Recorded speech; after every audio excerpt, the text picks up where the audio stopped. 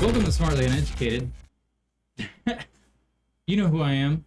Here with Mr. J and the Big D and David. Hi. Thanks for having us. Yeah. Yeah, pleasure to be here again. Again. Again. This is take two. Is this take two? Yes. Oh, the intro, yes. Okay, I was going to say, I thought we were referring to our take two of a podcast we never finished. Oh, I thought we were done with the Big D. Yeah, we're adding the Big D this time. Yeah. So, you're about to start sharing your UFO story. Yeah. So, I have a UFO story. It happened a couple of years ago. My wife and I, like I said, David and I, we live in a rural part of East Texas, real small towns. And we were headed home one day, and it's, real late at night, and there's nothing around. We're driving down this road just lined by trees, and there's this little community out there called Holly Lake Ranch out by where I live. And we were right over in that area, and we noticed that above the trees off in the distance was this like really, really bright light. And it was like maybe 10, 15 feet above the tree line. And we're kind of watching this thing as we're driving down the road. And as we got closer and closer, it ended up being right over the top of us. And it was like a triangle shape. Mm-hmm. And it had bright lights on all 3 points. And the thing made absolutely no sound. And it was probably 20 feet above our head. You picture where the top of the trees are, and it's right above them. And there, again, no propulsion. You couldn't see the trees rustling like there was anything that's keeping it elevated. But it was. And you said you were with your wife when this happened. Yeah, so I was with my wife, kids in the car, and everything. We both saw it. The story is exactly the same of us going, "What the hell is that? What is this thing?"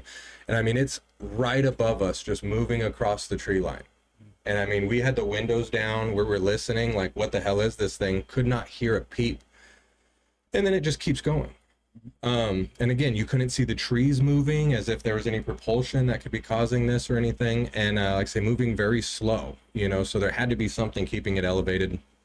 And we were like, what the hell is this thing? It was very weird, very bright lights on all 3 points. So immediately we go home, get the kids settled, and then hop on our phones. And we're trying to figure out, like, the hell is this, And we start researching. So we start looking into UFOs, and different descriptions of UFOs. And there's pictures and images that people are describing of the exact same thing we saw, exact same thing. And it was just amazing, such a rural part to see this so up close. This thing could have just landed right in front of us, and it would have been just the most extraordinary thing. But there's no reports on it. There's nothing about this whatsoever. Nothing about a single manned, craft of any kind. Now, how big do you think it was? I want to say over a span from like point to point, maybe. Looking at it from above, from what I could tell, it's probably about 20 to 30 feet, from point to point. So it's not a huge craft, Yeah, but still, that's pretty substantial, though. It was decent size. Enough to rule out that it could have been a drone. Yeah, it was way bigger than that, but at the same so you're time, saying like basically the distance of a school bus in diameter. At least. Point to point. Yeah. Because what, a school bus is anywhere between 26 Yeah, so if you picture you took 3 school buses and you put them in the shape of a triangle together, that would be the perimeter of this thing. And I guess that's a bird's eye view of what I'm looking at. Yeah. And this thing's sitting 20, 30 feet above me. And how bright the light was that came off of this thing was extraordinary for the area. It's so pitch black at that time of night. There's no lights on the road, it's very rural, and it's lighting up everything as it's going over. When it went over the top of us, it's pitch black. All we have is our headlights, and suddenly everything around us is completely lit up. And then this thing just keeps going over the top of the trees. So to emphasize on how dark it is where we live, one of the things I love about it is you can go outside at night and you can't see the road from your driveway. That's how dark it is. Even if your driveway in your road is 20 feet away, you can't even see the road. It's that dark out there. And this thing was so bright that it like illuminated so much that it was like daytime. You could see so clearly around you for those few seconds that it was over us, that it was just, we were in complete and utter shock. Just for this to happen at that occurrence. Me and my wife both, believe in UFOs and things of that nature. So we're looking at this just, what is this thing? How is this even possible? And it was just, it was crazy. And that's like that's the best UFO story that I have. of my own occurrence of seeing something that had no explanation to it. There's other things that I could account of seeing something off in the distance, but this was so close that there's no way, in my opinion, it's anything other than exactly that, because again, for this area, there's no military bases around. Yeah. There's no drone of this capacity and size that's privately owned that somebody could be using. And for the fact that it illuminated no propulsion and had no sound. I mean, there was absolutely zero sound. I mean, windows down in a vehicle, no radio going, completely as quiet as we can possibly have it. And there's no outside noise. There's Now, no other cars driving by. Did y'all stop the car? We slowed down really slow, but I mean, it's moving. So, I mean, us stopping wasn't going to make it stop. Yeah, but even then, but the I mean, we slowed down drastically. I mean, Yeah. probably 10, 15 miles an hour. Because I mean, we're looking up, and obviously, The reason I asked that is because in a lot of accounts is that when someone's on foot in front of one of these types of craft that are unknown, the only sound that they potentially could hear is like a humming noise, but it's very low. It's a very low, like inaudible level. and see, it was too far away from us for us to be able to hear Yeah, that. well, I'm just saying, if you're in the car and your car is Yeah. a quiet car already, Yeah. and on top of that, you have the windows down, you slowed down, and on top of that, you didn't have the radio going, all this stuff, you still couldn't hear anything. So, not saying that it didn't have any sound. And saying I'm that sure it may have had a probably- humming, but you it wouldn't have been probably able to hear emitted it. something, Yeah. But when you think of something that's traveling in the air in any capacity, and the fact that this thing was able to move so slow, like, we started considering maybe it's like a small engine, single passenger, craft of some sort, like people have, that they'll fly around. But this thing, I'm talking, was moving maybe 10 miles an hour. I mean, keeping its elevation and moving maybe 10 miles an hour. It's not like this thing was zooming across the Were sky. you able to see the height of it by chance? Like, or was the Like- angle you were at? Like from the bottom to the top of it? No, Yeah. it was over the top of us. So like when we were approaching, we saw it over the trees off to our right. And as we continued down the road, it was coming in the opposite direction. It wasn't running parallel with us, So as we got closer, it eventually was like right over the top of us. And when we're looking up, through like the windshield to try and see this thing, the lights that it's illuminating are so bright you couldn't make out any other details of what it was, because they were extremely bright. So bright, like I say, it lit up the whole area around us at that moment. Did it just like drift away from you and go a different direction, or did it eventually take off? We didn't see that much because so it's moving across the trees, and the trees are so tall out there, and there's so many of them that once something kind of goes over the top of them, it could have lifted up and taken off, and we wouldn't have been wiser, unless, like I say, those lights were still illuminating and we could see it go up into the sky. But what we saw is it just moving steadily across at a real slow pace, came over the road, over the top of us, went over the next tree line, and just kind of kept moving in that direction. And we kept driving. You have to have access to get into that part of the ranch, as they call it, and be able to do that. And by the time we did all that, this thing would have been gone anyway. So we just continued on going home. But to me, the craziest thing about it was the fact that, again, this thing's moving so slow at that elevation, and it's making no sound. You can't see propulsion coming off of it. And even if it was a small single-manned, plane, or I'm not sure what some of those things are called that those people get in, the little single passenger things that they fly around, we would hear it. We don't have anything, and certainly some private citizen out there in East Texas isn't going to have anything that advanced. So the moment that you saw this thing, Yeah. how long until you didn't see it? How long did you really have eyes on it? I mean, we probably observed it for like 20 seconds, 30 seconds at most. And that's from the point of us first seeing it in the distance over the trees here to it being over the top of us continuing. And again, we slowed down. We're traveling probably about 60 mile an hour, slowed down to maybe 15, 20 mile an hour as we're looking at this thing. And then it goes over the next tree line, and then we just accelerate again, and it's just continuing on its way. But over that, like, say 20 seconds of it coming over the tree line, coming over the road where we had better visibility, and then going into the next tree line, You know, I'm going to say maybe about 20 seconds. When it like was making its way over you, and was it illuminating things up like with its lights? I mean, the lights were so bright that everything below it was very lit up. Yeah. Like, for instance, again, I'm talking, this is like from the movies when you see like the UFO and it's going over, not that there's a tractor beam, like, you know, like for abductions, right? Like that. I'm talking about just the how bright the light source is, how it's so clear as day where the light is. Yeah, and the way that the light hit us when it went over the top of us, like I say, was so bright you could confuse it for daytime. And I'm talking pitch black at night. You know, this is like 9 o'clock at night in, you know, wintertime. And when it lit up the road, I mean, it lit it up so bright. Again, these were the factors that we determined that this wasn't just some private citizen flying around late at night. You know, not that they may even have clearance out there at this time, which they do have a small airstrip out there.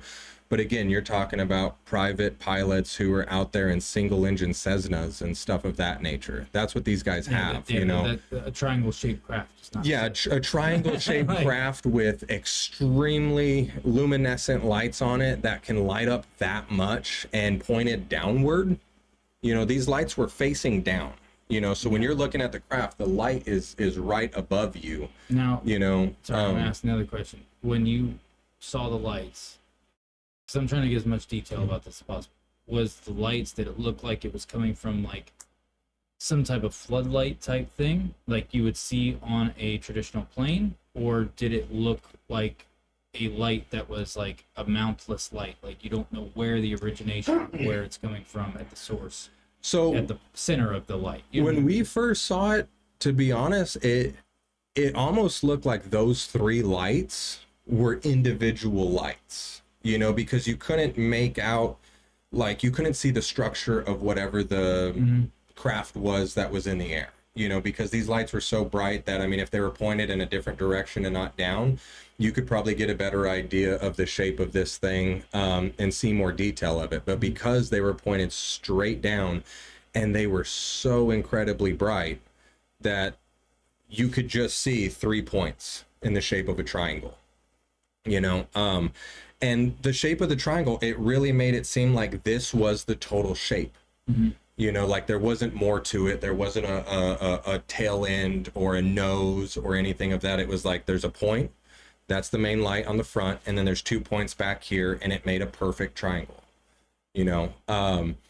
And I mean, it's hard to describe because we didn't have time to even get like a phone out and try and take footage. My wife was trying real hard to, you know, capture something because we knew that there's very few people who are not going to go, yeah, right, bullshit, you know. Yeah. But again, it was just so incredibly bright, and the fact that the lights were pointed straight down. You know, if you think of any craft plane or anything like that, the lights aren't going to point straight down. They're going to point out front for visibility. That's what they're for. These are pointed straight down. You know, like the lights were designed to do that. And like I say, the amount of luminescence that these things emitted was just wild because, you know, you could turn the lights off in this room right now, and that's about what it's like driving down this road at night. And all you have is your headlights in front of you. And then all of a sudden this thing's over the top of you, and it's so bright it looks like it's the middle of the day.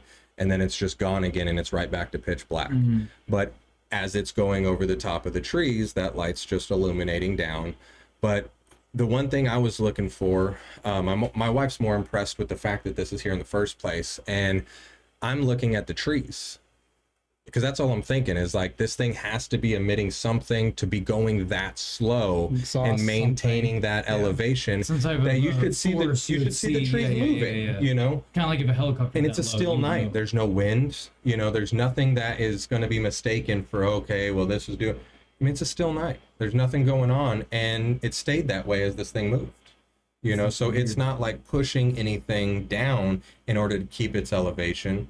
And the trees were fine. They weren't being rustled. And this thing, I swear, is maybe 5-10 feet above the trees from what we could tell that it looked like, because it's right above it, you know. And so, of course, we start formulating our own ideas. Like, this thing's probably, there's probably thousands of these things traveling around this planet that are just out there just for observational, you know, circumstances, just if they are from somewhere else and not from this planet, you know, they're observing, you know, they're wanting to see what different life is doing in different areas and what's going on. And, you know, it created a really cool conversation for me and my wife to talk about. And, you know, we've told a few friends and stuff about the experience and stuff, but it's a really cool experience that, for one, I get to share with my wife, who's also a believer. And then, you know, for two, it's just being a person who is a firm believer that there's other life out there, on other planets in some capacity, to be able to have my own experience and see that was just amazing. Like, it was so cool to see. And again, I started doing research and looking at different depictions of UFOs, and you can go on right now and look up. We've talked You about know, it before. yeah, and I looked it triangle up. shaped Like, I know exactly UFOs. what you're talking about. And people will describe it the exact In same fact, way. Those same type of designed craft were above that aircraft carrier. Was it a battleship or an aircraft carrier up there on the East Coast? I can't remember which one. What, like 2 years ago or something like that? And the military was like, "Whoa, what the fuck is going on?" Because didn't they shut down their nuclear weapons or whatever? They shut down their weapons system. No, that was a different separate incident, thing. but- This was, there was either an aircraft. I can't remember if it was an aircraft carrier or if it was a like some type of a battleship. Are you talking about the one? This is the UFO disclosure that the Navy has actually admitted to being a UFO, or as what they're referring to as UAPs now. Yeah. Okay, Yeah, so and yes. they have actual video footage from their night vision and infrared. And it looks just like that? And there's triangles, multiple triangles rotating above their vessel. Yeah. Can you pull that up? I haven't seen this. I'm just curious. Well, if y'all want to hear it, I can tell you what drove my fascination into ET. I had my first UFO experience when I was 12. I was living in Dayton, Texas. My grandparents owned about 30 acres of land out there. They had a gas station on the property. And then behind that, towards the back of the property, there was their house, mine and my mom's, and my brother's house, and then my aunt's house. And one evening, me and my brother were walking back home from my grandparents' house, and we were walking back to our house. Got about halfway there, and this UFO just raises up from behind the tree line and just sits there and hovers. And when I say UFO, it's like disc-shaped with like thin line of light going down it, but then underneath in the center, it was definitely very luminescent and lighting. And it just sat there and hovered. And me and him froze. We just stood still and we're sitting there looking at this. And we stared at it for probably about 8 or 9 seconds, just watching it sit there hover. And then it took off at a 45-degree angle and was gone in the blink of an eye. And then So extreme propulsion faster than anything we have on the planet. And then what made it even creepier was See, I don't know if we should say the word propulsion, because technically these things don't have a form of propulsion that we can right. see, you know. So Okay, it's like, so- but it moved extremely fast from point A of just sitting here to being gone. extreme in a blink of an eye. extreme acceleration that we Acceleration, don't yeah, that's have on better. this planet. The acceleration point, now that I'm older and I'm not looking at this through the eyes of a 12-year-older or from a 12-year-old, the rate at to which it accelerated would have exerted such a g-force on the human body that we can't physically withstand, and especially doing that at a 45-degree angle. So what made it even weirder was that we were standing outside still, because we just had this cool experience, and we used to sit in our pool and look up at night and look at the stars, and we would always know that anything that was just moving in a straight line was probably a satellite, and anything that would go one way and stop and go the other way, well, that was probably a UFO. So to have something like that happen really close to us was really fascinating. But then we started hearing all these helicopters about 45 seconds later, and just, you can't see the helicopters, but you could hear them. So it's like all these Blackhawks just started coming through and looking for whatever it was that was there. So they must have picked it up at some point. Even more fascinating, if you get on Google, I believe in the late 80s or early 90s, you Google UFO Dayton, Texas, and there's a story of a UFO landing on a road in front of somebody's car. The UFO, the radiation or whatever that came off of it, severely injured the people inside the vehicle. It ended up killing the car completely. My grandmother actually knew the lady who was in that car that happened to, and she came into our store quite often. She lost all of her hair. She ended up dying from cancer. I mean, it was crazy. There's a lot of stories of people who have come in contact with like these UFOs, where that happens. They either develop some type of horrible cancer, and it's like obviously some form of radiation poisoning that's destroying them of some form. So it's just like fucking wild. Yeah. So whatever acceleration system that they're using, may it be nuclear or whatever it is. Keeps getting proved more and more correct on everything he's claimed and said. Well, I mean, his story has stayed true for It's not forever. just 30 plus years, the you know? true part, like to exactly how he says it, but everything he has claimed in it has over the past just 20, I'll just say 20 years, all the stuff he was saying back in the 80s is now showing itself and coming to light, like where it's like tic-tac shaped object doing these maneuvers, being able to fly in this way. Yeah, being And able then to go one direction, the then change and go straight Element up. 115 was finally discovered in like 2001 by these it was Russian and American scientists doing it, but it was the Russians who technically are the ones who discovered it. And only what they discovered, it was 115, but they couldn't make it stable, but it was stable for a moment. And that's what what was stable is what Bob Lazar was talking about. It was a stable version of element 115. And then they finally discovered it, and it's like, oh wow, we can do this for, like, they could utilize it for a lot of different things if they could stabilize, like crazy things they never even thought of. And and the fact that, like you said, like making the 45-degree angle, like physics wise, we wouldn't be able to survive something like that, due to what we understand about how things move with the laws of physics. But inside these craft, they have essentially basically looks like a basketball. It's like that's the engine that's running it. It's like some form of either gravity manipulation, like or anti-gravity, or it's not even necessarily anti-gravity. Maybe it creates its own gravitational field at this point. Like, who fucking Bob knows? Lazar also said that the size of these crafts on the outside was nothing compared to how big it was on the inside. When you looked at these crafts, I mean, it looked like a single or a couple individuals could be able to squeeze into this thing and maybe be comfortable until you went inside the craft, and then it seems so much larger on the inside than it could possibly be when you looked at the size of the craft on the outside, so that's another thing as to how this design came to be, as to how they're able to do that, and their technology that they have. And one thing that I always find funny is when the conversation of like UFOs come in, and it being, say, extraterrestrial or a being not from this earth, everyone wants to say, oh no, it's the government's got secret weapons and planes and things. But again, these same acceleration points, or however we want to describe it, as to how these crafts are able to move, maneuver, and what they're able to do, no signs of propulsion, have been reported since the 50s. And look at that. Well, right, I mean, well, but what I'm saying is like, if you consider like Roswell and those kind of natures. Well, Roswell was the biggest tipping point for us, and specifically because of the fact that we had them officially in that capacity tell us that they recovered a UFO, and then came back and said, oh shit, it was a weather balloon. What's funny is that the guy who originally, like the military personnel guy, I forgot his name, he was the one who had to redact his statement. Yeah. And he was like, no, like, this is what he saw, because this is before they had any kind of like Black Book project, or because this was like the starting point. This was the, like, this was ground zero. Yeah, so it was like, once the higher ups got involved, and they're like, well, shut him the fuck up. Yes. But at the same time, all the people who want to say that, no, our government just has secret projects and is the ones creating these things. Well, I mean, you're talking about objects that were observed decades ago, whenever our planes were very simplistic. And I mean, you're talking around the time of World War II. We didn't have even the fighter jets or an SR-71 that was flying around.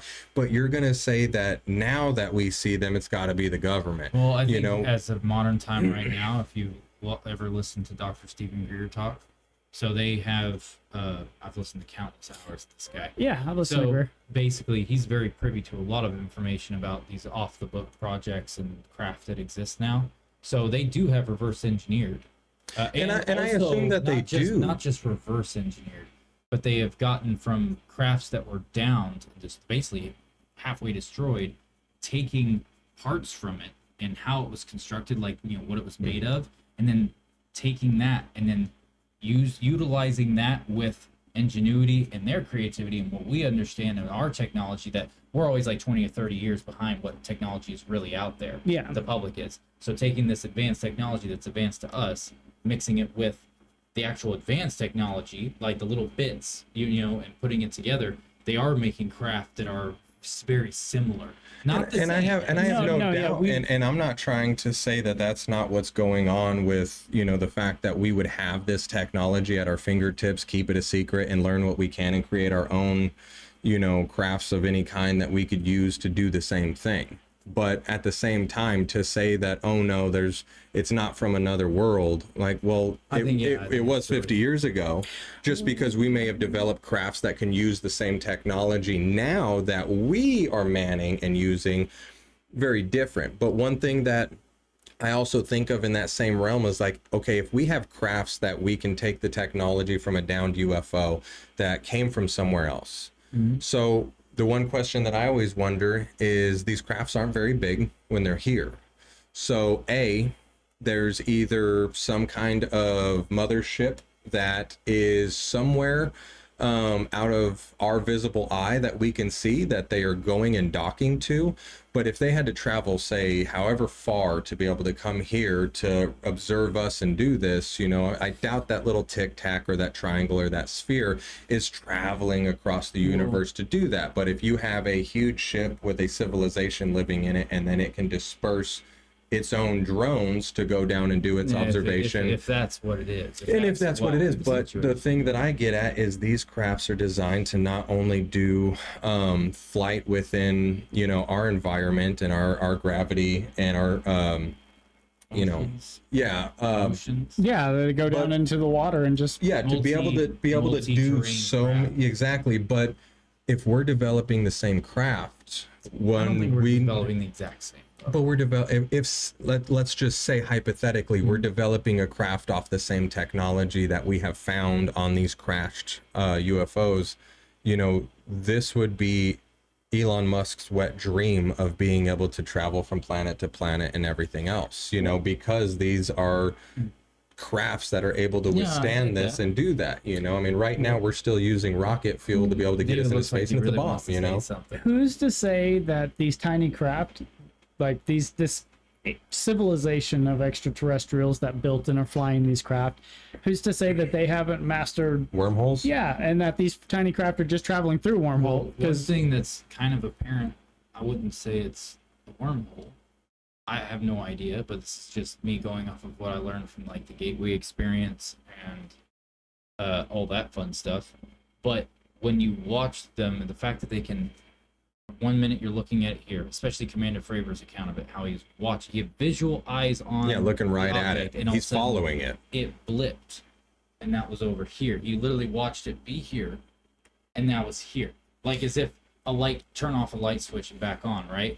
So one of the things about that is that it's going plaid. One of the things that Bob Lazar had said was, I thought that joke would pick up quicker. Oh, sorry. Going plaid speed. I mean, yeah, that's a fair one. One of the things Bob Lazar said was that whenever they were testing the craft and they would hover it in this hangar or wherever it was at area S4 or what the fuck it was, it was emitting, like, basically no radio signal could get in. It was like there was a vibrational frequency on, not just a frequency level for like electrical currents, but also just a vibrational frequency that was happening with the craft.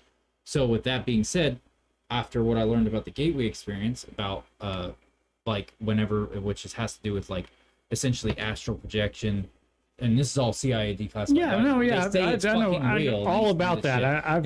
Yeah, and the Taurus and all that stuff. So basically, the what I'm trying to say is that these craft could be operating like, so if they can control and manipulate that, and the Earth vibrates at whatever frequency and has its own, because the Earth has its own vibration. Right. Even your brain's frequency and vibration is different than mine.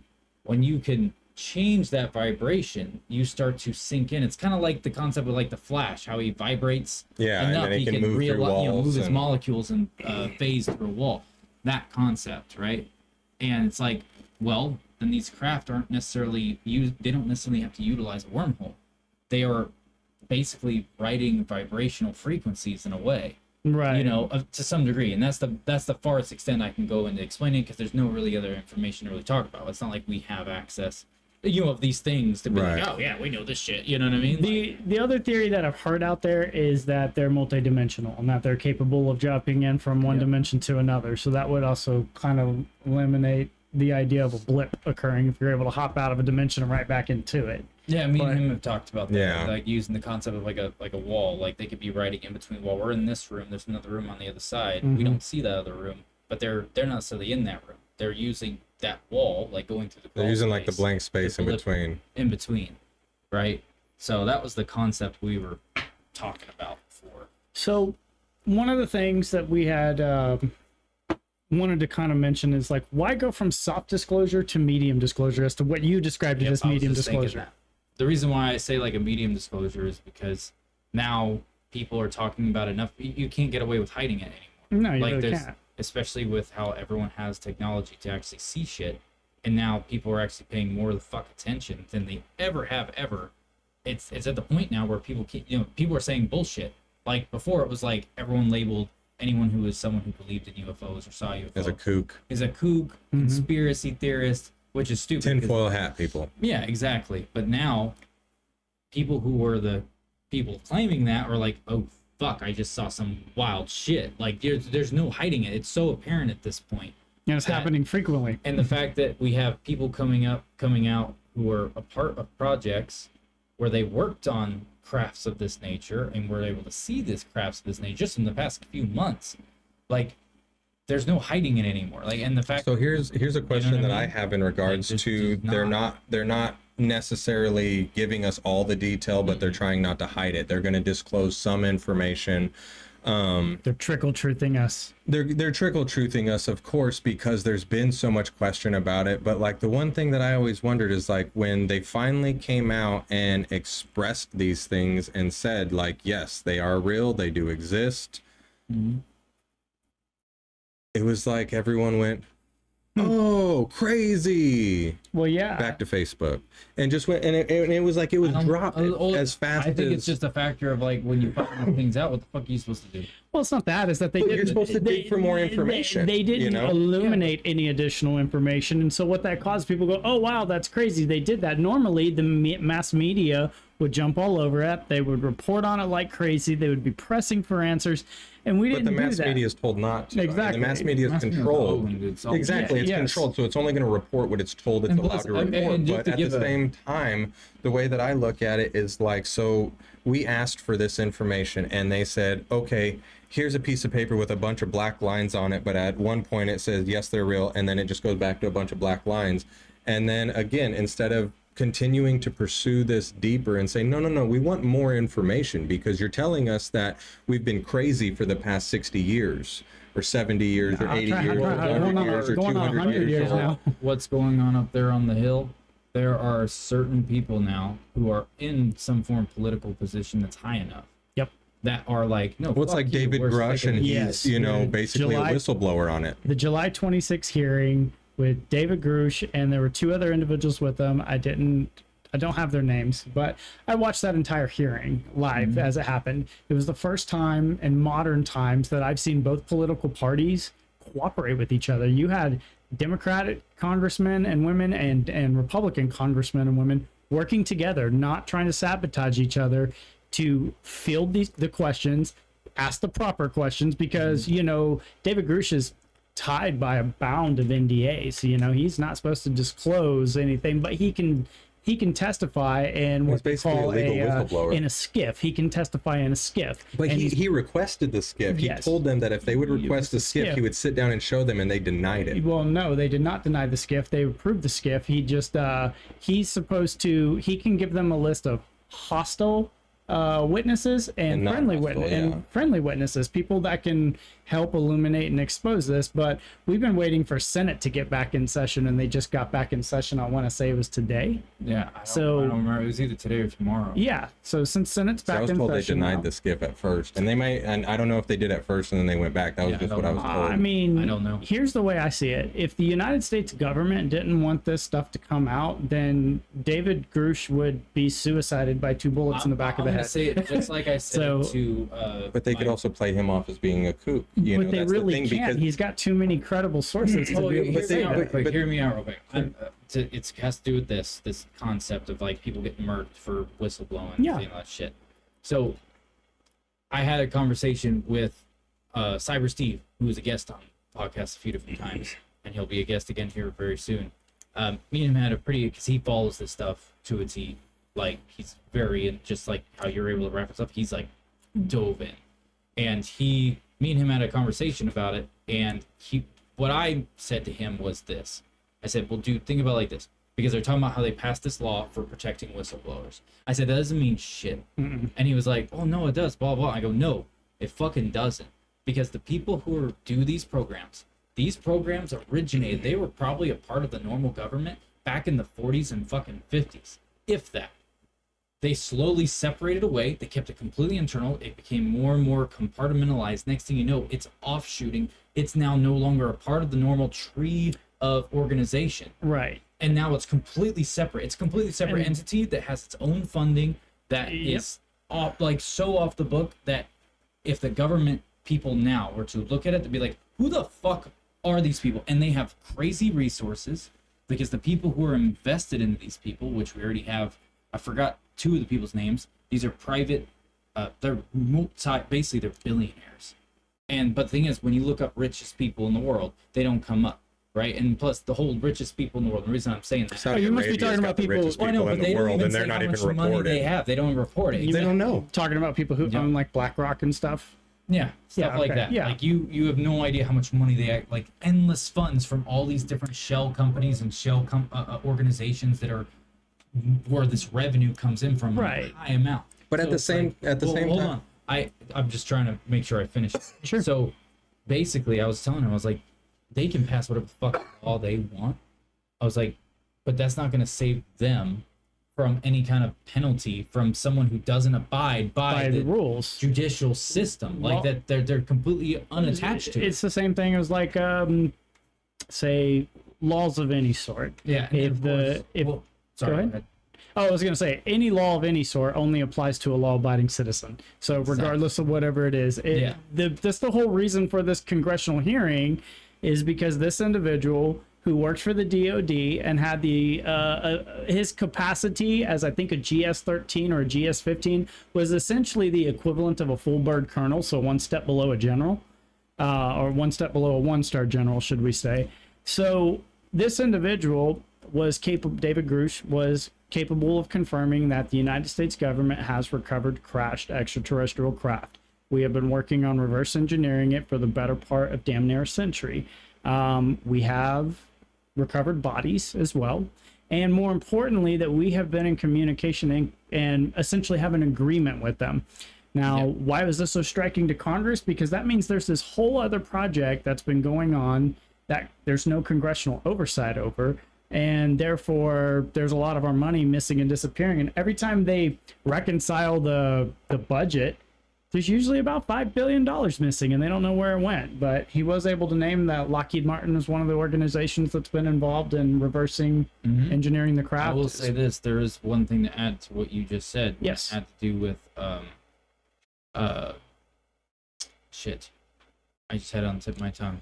It was what the agreement set up. So it was either Eisenhower or Eisenhower. Eisenhower was the Is it last president to warn us of the military-industrial complex. Well, no, I'm saying the conspiracy of him meeting with aliens and coming to an agreement. It's a conspiracy. It's like folklore. It's like no, I know which one you're talking about. It was. but at the same time, It was either you- Reagan or Eisenhower. I don't no, I remember think it which was- one. Well, you've also Eisenhower. heard about Nixon getting with the drinking buddy. I can't remember who it was, and basically they got a little tipsy, and he told his buddy, "You want to go see some UFOs?" Yeah. And then his buddy went and built a house designed off of what he saw. Yeah. You know, in I upper what you're state New talking York. about, yeah. You know, Well, the thing about Eisenhower, the reason I brought that up because of what you said, was not just the name, like bring up that conspiracy. Yeah. Was the fact that his great granddaughter or his whatever it was granddaughter or great granddaughter, she's alive right now. She's like in her mid or late 30s or 40s or I don't remember. I don't know how exactly how old she is.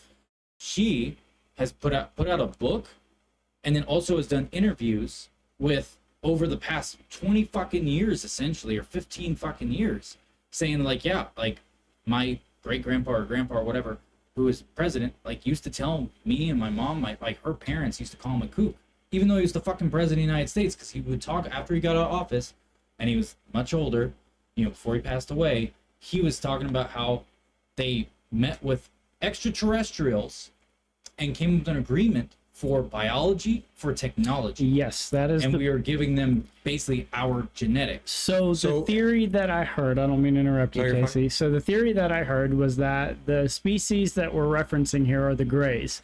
And the Greys have Or I a thought it was the Celestials, or whatever, the ones that are like really tall, they have like blonde hair and shit. Like they don't look like a traditional alien. Well, there's two different depictions. There's the short with the big head, the grays, the big eyes. Yeah, and the theory is that they communicated mostly telekinetically, and that like I think the story was like they didn't have like female genitalia. They basically genetically modified and engineered themselves to a point to where they're incapable of reproducing. That's it. Right? And so because of that, they every one of them is essentially a clone of one that's been. And we're a healthy specimen, man. We've got females and males, and we biologically reproduce like rabbits. So I just want to interject real quickly on that notion is what do y'all think of the theory that they're not from a distant planet, galaxy, anything of that, but they're actually us from the future? Oh, I think that's horseshit. I don't buy that. It's not. It just there's nothing to back it up besides people going like, "But look at us compared to back then." It's like, yeah. Well, but that's not what I'm referring to. Is like, so if you picture like look at our at how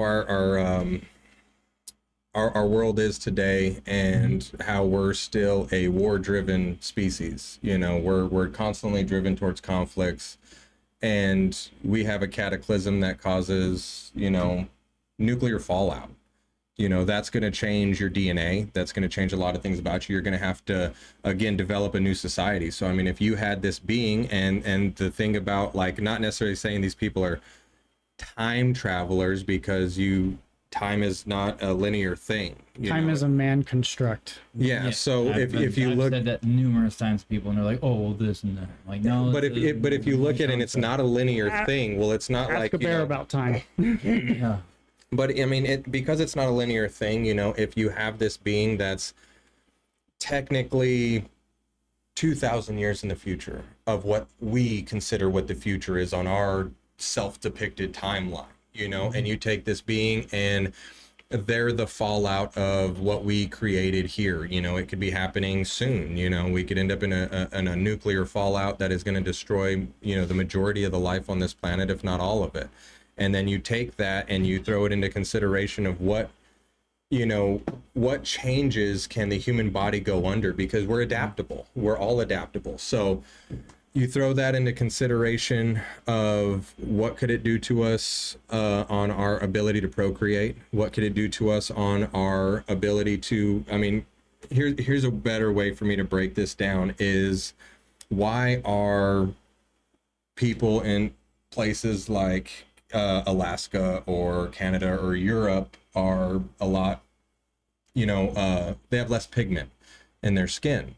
You know, well, then you take a nuclear fallout and you're going to have that nuclear cloud that's going to basically cover and block out a lot of light. And then you're going to have people whose anatomy is going to just have to adapt and change because of that. They've had explanations for different pigmentations of people's skin Right. for every Well, I mean, it's section just of the like, world, going back, like, basically well before the first nuclear bomb. So I You know want what I mean? Before the first nuclear bomb, but their environment is what changed it.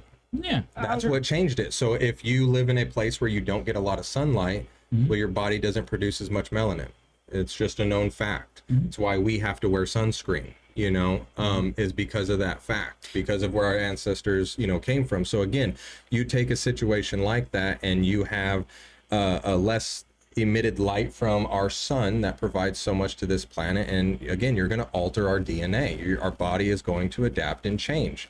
And I'm not saying that this is what it is. It's just another guess. You know, it's just another theory. Over a very long period of time. But you figure thousands of years is a long period of time. Yeah, I just don't buy it. And I'm not saying that I do. I'm just I have another theory I'd want to introduce to that. Okay, so One of the theories that's been out there for a while is that some species called the Anunnaki came to our planet and they wanted to mine. Anunnaki. Yeah, the Anunnaki For wanted gold. to mine for gold. Never Gold really- they were using we resource. Yeah, we were essentially genetically modified by them. Now, here's the only reason why that one has a little bit of skin in the game for me. All right, so you know the typical depiction that you see of evolution. It's a monkey goes to an ape, goes to a caveman, goes to a man. Well, that's actually not how evolution works at all. If you actually look at our family history and our tree, it's more like a spider web of all these different species. And it turns out that Neanderthals and Homo sapiens and Homo erectians, or whatever they are called, Homo erectus. they were all breeding together. Last but not least, the only one that survived is us, Homo sapiens. But if you look at the DNA, construction, I forgot what they call it. You know, like 3D. Yeah. Do you know what it's called? Because I don't remember. Nope, I don't. Okay, so anyways, you've We're got all on all the of same your, page. you've got all of your chromosomes Smartly laying out. uneducated. Yeah, smartly uneducated. You've got all of your chromosomes laying there. What they've noticed, the difference between, say, Neanderthal and Homo sapien, is that the chromosomes switch places. Chromosomes don't switch places in nature. That's not natural, and no other thing that we've ever Our observed. DNA, they've said that there's that fuck, I forgot his name. He's he specialized in enough DNA and all that bullshit. And he basically said that he's like one of the top people in the field. Yeah. And he said that our DNA is distinctly different, like in a lot of different ways, from every other living thing on this planet. Yeah, Like, and the reason why they say pigs are close to us in certain areas, that's why they use it for, like, for cloning certain parts, human hearts inside of a pig, all that shit.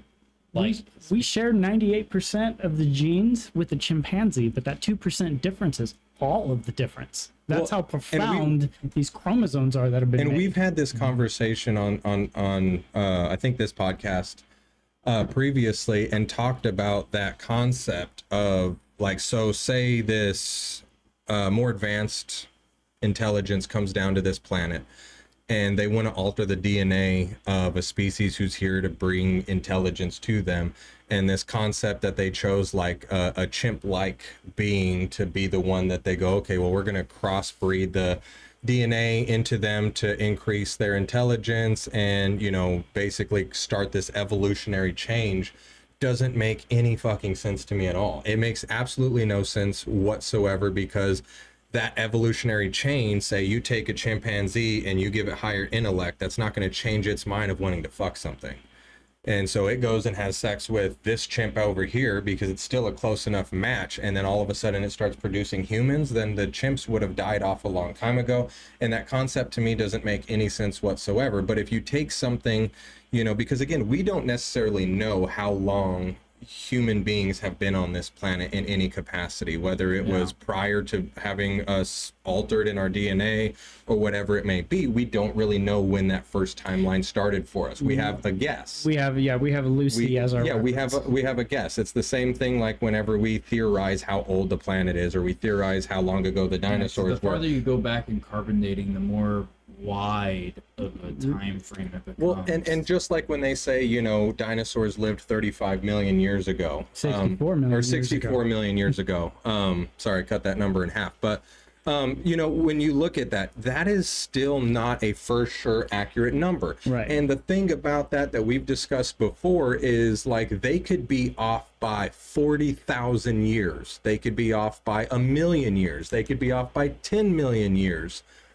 That's a huge time frame. It doesn't seem like that, considering our planet is estimated to be billions of years old, and then they lived here during this period of time, and then they went extinct, and the whole theory of how they went extinct. But again, all of those time frames are theories, so there's no way to depict exactly when the first humanoids actually were on this planet. We can guess a Listen, time bro, frame. I think I solved it. Just buckle up for this, okay? All right, I'm strapped in. All right, this is just an idea, but it might be true. They popped in at Jurassic period. They saw how fucking smart raptors were opening doors and shit, like in Jurassic Park. Fuck, let's get one of those. Grab that motherfucker. Zoomed around a little bit more. Pooped out in our time frame that we know of time, and they're like, "Oh, look at these chimps, like doing some shit. Like they got something to them, but look how fucking strong they are, and they're capable.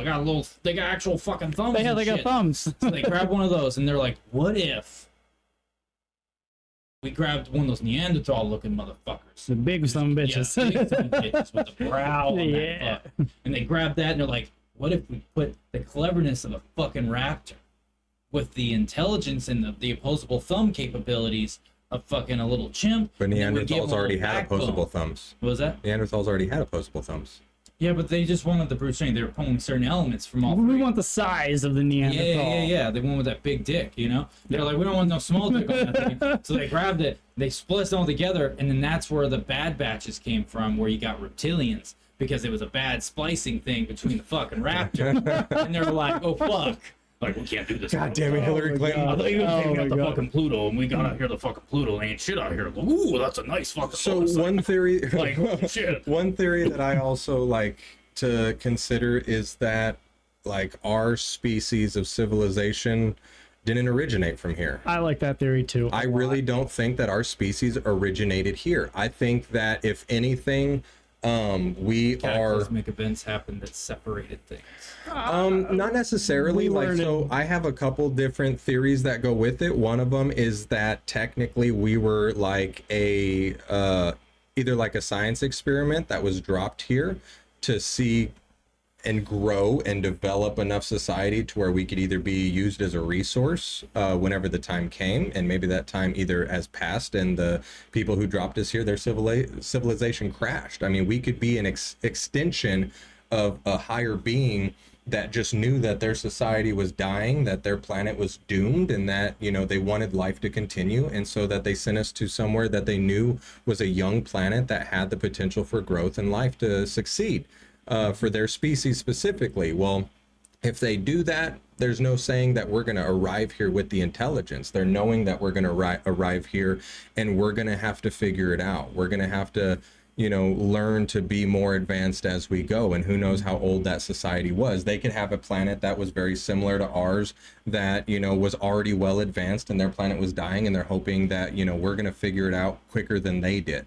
The next theory is that, you know, one thing I consider as well is that they say that a meteor is what took out the dinosaurs, a very large meteor. Well, I don't know if I really formulate the idea of like DNA being associated with maybe it's another life capable planet that maybe exploded, had a catastrophe that occurred, and a piece of it just separated, and it had our DNA, it impacted with our planet, and then that DNA had the ability to grow. Well, if you think about how a human being is created, I've never seen one just naturally grow. Just because you have those chemicals that create them Right. here in Dude, a I've read petri a lot dish. of comic books. There's a lot of things that could happen. Just kidding. Well, and Stan Lee was a great theorizer whenever it came to these options. But at the same time, like, you know, if you think about how human beings are created and how most things on this planet are created, you know, it's not because, like, you know, this animal died and its DNA spilled out onto the ground and then natural Right. resources just allowed it to develop and grow and be a being again, you know? So here's a question that I wanted to ask.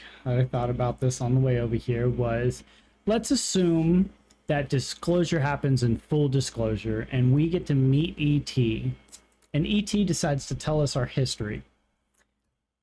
Let's hypothesize, one, what do we think our history actually is? And two, Yeah. what would it take for you to believe them?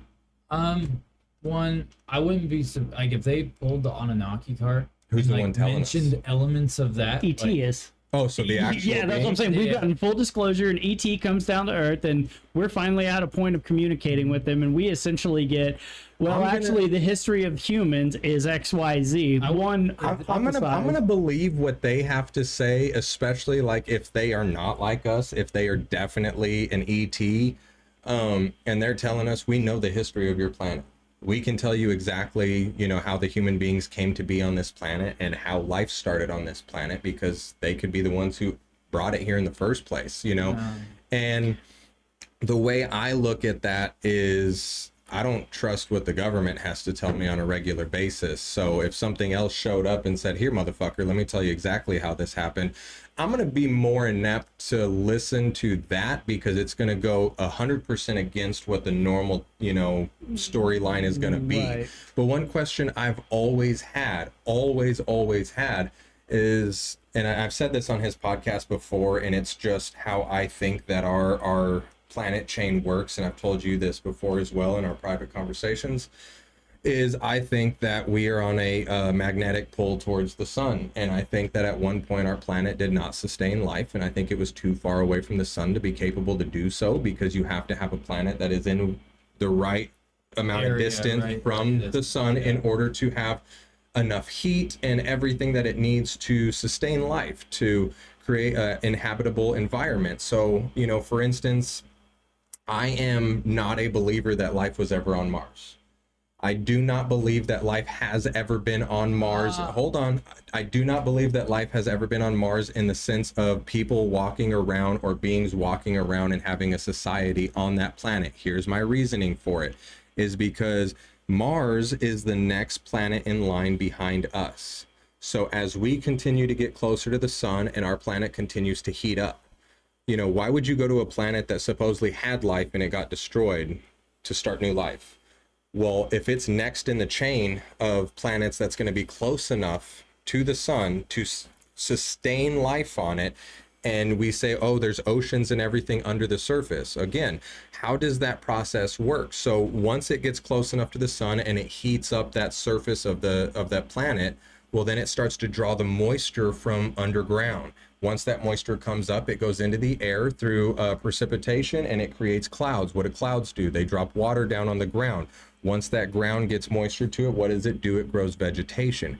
It then becomes a sustainable life as the moisture is being brought from underneath where it's currently frozen. We should make a disclaimer that there's a bunch of other things that go into that, but But following the loose guidelines. Yeah. But this is just how I view that, because I'm not a scientist. I don't do this for a living. This is just how I view this. Is we are every year being pulled closer and closer and closer to the sun. It is a fact that we are. However minute it is, we are moving closer. So we're going to continue to heat up. You look at the two planets ahead of us. They're so hot, they're unobtainable. We can't really study them because of that fact. So you look at the planet that's behind us, you know, you give us however many, you know, thousands to millions of years left before we're too close and it's too hot, you know, which some people like Al Gore want to call, you know, global warming. Well, yeah, no shit. If you're getting closer to the hottest thing around us, it's going to get hotter. I want to throw a wrench in. I want to throw a wrench into your theory here. Okay, so let's assume that everything you just talked about with Mars is correct. There's one big glaring thing that you left out to me that could help sustain an atmosphere, and that is volcanoes.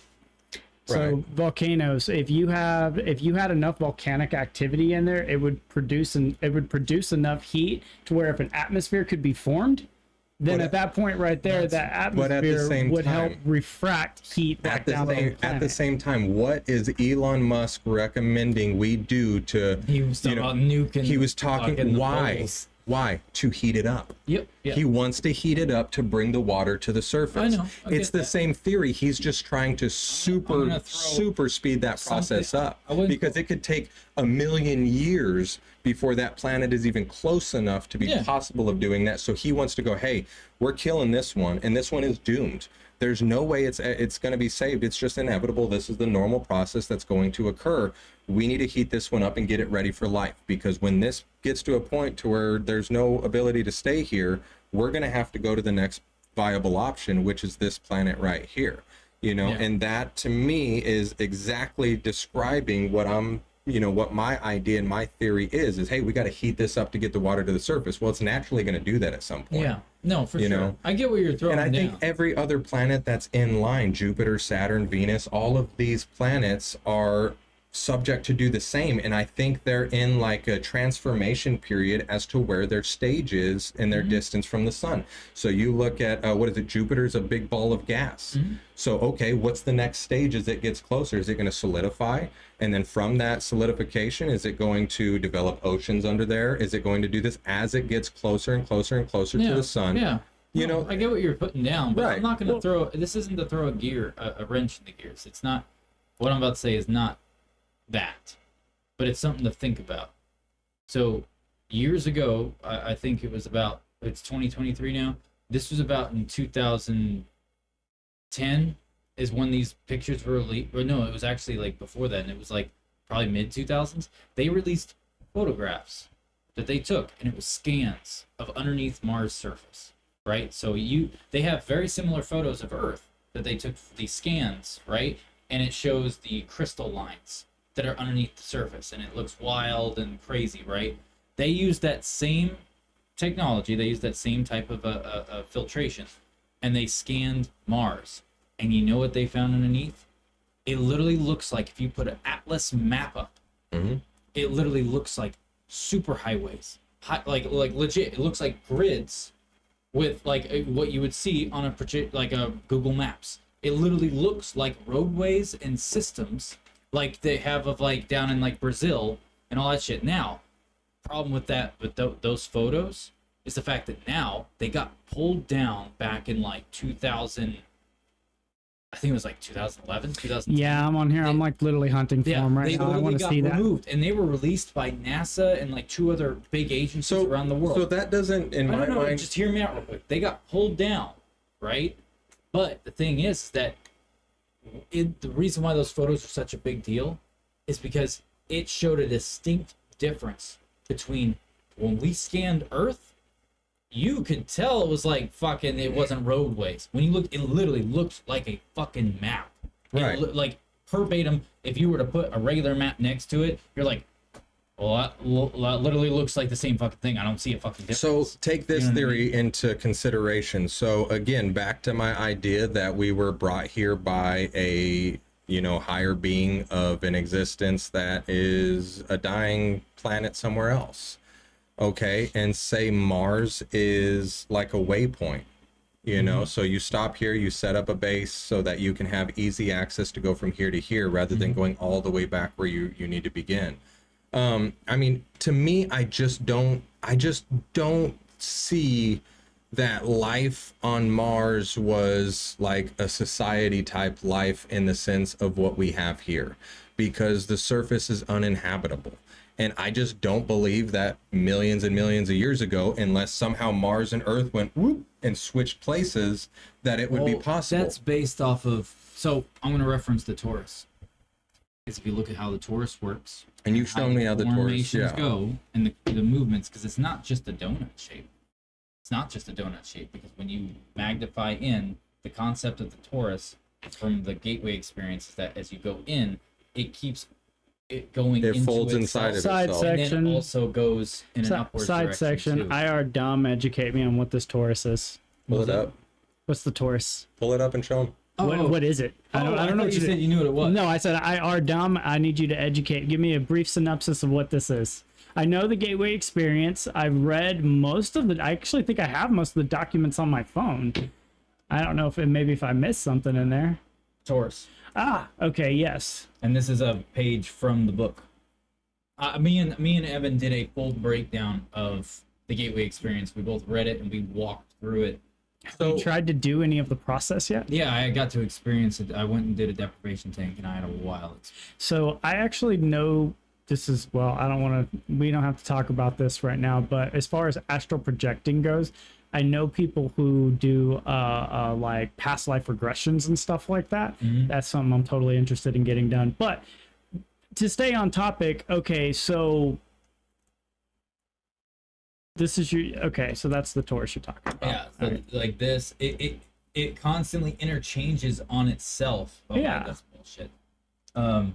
It constantly interchanges. So as you zoom in on it, like if you were to magnify into that, it would then start to make these. Right. And then all of a sudden you would start to it would go into, or let's see if there's another shape of it somewhere. So how does this, like this right here, this is a good concept. How does this, and it goes inside of itself. How does this prove, because listen, how does it has this, to do with the Mars thing. Right, but how does this prove, because the way I'm gonna look, I'm not trying to prove but anything. just let me explain, the way that I'm gonna look at this and break it down for myself is to say that life existed on Mars and that it had a sustained society previously. A, what happened, and then B, it's uninhabitable now. And Earth has been habitable for a long time. It's been around for a long time, and it supposedly had life on it for a long time. So again, how in that time frame are we not in a constant change on our Earth to where it's becoming uninhabitable and then it's inhabitable again? Let me explain. So in the Gateway experience, they actually reference the solar system. They reference the orbits of everything that goes on. So that how we see in a solar system right now, with how everything orbits within it, everything has its own like moon that's orbiting around it, and then if you draw little lines that finite lines that show the actual orbits, you've seen photos of that stuff, right? Yeah. So in the Gateway experience, it shows that, and it references, they were talking about one of the scientists that was part of the CIA, this off the books project. They were monitoring a solar system, and they had the trajectories of every perfect orbit that was happening. It was either 2 or 3 planets all of a sudden started going off orbit slightly. They just started going off orbit, and they're like, what the fuck is going on here? Like, it's moving away from its sun. Natural course. Yeah. So they thought that the sun had potentially ended, because it takes a long time for that light to get to us for it to go out, right? So we're going to still see a light even though it's dead. Not dead yet, right? Well, the sun is still there today. It's not gone out, and they know exactly how far away it is, like exactly in light years. And they're like, well, it should have gone out like 35 fucking years ago, and like in our time here, but it hasn't. The planets and it rotating, the whole solar system changed its complete course, and now it's doing completely different orbits. And then that's why they bring it up in the Gateway experience, because the torus constantly flexes inwards and goes outwards and then rotates and goes like this. So the whole, like, I understand where you're coming from based off our traditional science, but we understand with the solar system. What was that? I just heard a, oh, never mind. I heard a thing. But based off of the traditional science we know, right, that we all grew up with, Right. that what you're saying makes 100% sense. That's fact, like in that regard. But when you bring in the torus into it, it doesn't anymore. Because what we understand about the torus, from what I read about the Gateway experience, is that our solar system isn't necessarily set in this defined thing. It could change, because the torus, when you zoom out even to like where galaxies are and everything, they have patterns in this book that show outside of our solar system of how everything's on one giant torus map. And as you keep zooming in towards our solar system, there's multiple torus maps that are, because it starts changing itself and then expanding and rotating. So the reason I bring that up is just to make the point that our solar system may not necessarily be on the traditional track. We may see it as it is right now because we're in this moment, right? Right. Like, of our lifespan. But over time, it could, at one point in time, Mars could have been a completely different type of orbit somewhere else. Could have just been. That's what I'm trying to make a point of. I know have, this is all CIA declassified. So here's a theory that's absolutely I just don't want crazy. to rule out any possibility. Well, we can't rule out any possibility because we have no definitive answers on any of this. So all of this, like I've stated before, is all theory based, but like, so we describe a planet called Nibiru who passes between That's us. the Anunnaki thing, right? Yeah. That's the Anunnaki thing. Yeah. Yep. That passes by us however often that it does, so if we were going to go based off of your Taurus theory, and you're considering a time frame of how this is depicted, Well, the planet's not actually a planet. That's the thing. Well, they also say it's a spaceship, Yeah. that it's like it comes by every once in a while. But again, we don't Give me know. a gold, bitch. But we don't know. I mean, Yeah. so if you picture that, okay, say this Taurus is happening, and at one point in time that Mars orbit around the sun had its ability to sustain life, and then say Earth is a young planet that is just developing life that's occurring, right? So you take these two factors, say Mars has been in this orbit around the sun sustaining life for a long time. It's got a society that's lived on it. They have technology, they're advanced, they have intelligence, and then you have this young planet that is just starting to sustain life. Who's to say that Mars in theory isn't the Nibiru that's passing by, because it's the closest thing to Mars or to Earth in its orbit. I'd like to share something about the Anunnaki thing because I did like a huge deep dive of crazy reading, and I've got some I'm wild interested. shit Yes, about it. please. I'm bringing this out to my wife. I'll be right back. Okay. Well, can I take this moment to Yeah, let's use go a ahead. little Let's train? pause and he can. Yeah. We'll take a break, guys. All right, so you were about to do a deep dive back. into the Anunnaki. Yep, we're back. So one of the things about with the Anunnaki that I want to share is that, so I'm going to give some of the common known information, but it just hear me out. So when they say that the planet is supposed to come back, I'm going to say this is the first part. They say, oh, the planet's supposed to come back at this time frame. That's what it says in these texts. It's like, no. What I found out about it was from people who actually understood these scrolls, like the actual straight from the people who were transcribing it. They have come out. I think Were these the Dead Sea Scrolls or what? Yeah, where they got the Anunnaki information from. Okay. They were claiming that this is what they're talking about, Okay. whatever. Well, a lot of that shit got misconstrued once it hit public. You know, it's like playing the telephone game. It gets slightly changed every time. Yeah. So from them, straightforward, like you can actually YouTube videos of like from the 70s of people interviewed talking about it who got to actually be with these historians who did this shit. And well, one of the big misconceptions was that a planet's coming back, like this Nibiru thing is supposed to come back. No. That was what it did previously. Before everyone Came back previously? Yeah, it came back previously the last time it was here. It's not talking about Coming it back again. because shit went sideways at the end from everything I found out. So basically, they genetically modified, created us. Mm-hmm. They wanted more intelligent beings that were stronger and more capable of serving them, like helping them do that, Mining gold. right? Because even the Egyptian, this has to do with the pyramids, right? Because Anunnaki has to do with the pyramids and shit. So the pyramids in Egypt itself, and you can look, this is a fact. I didn't know this for the longest time.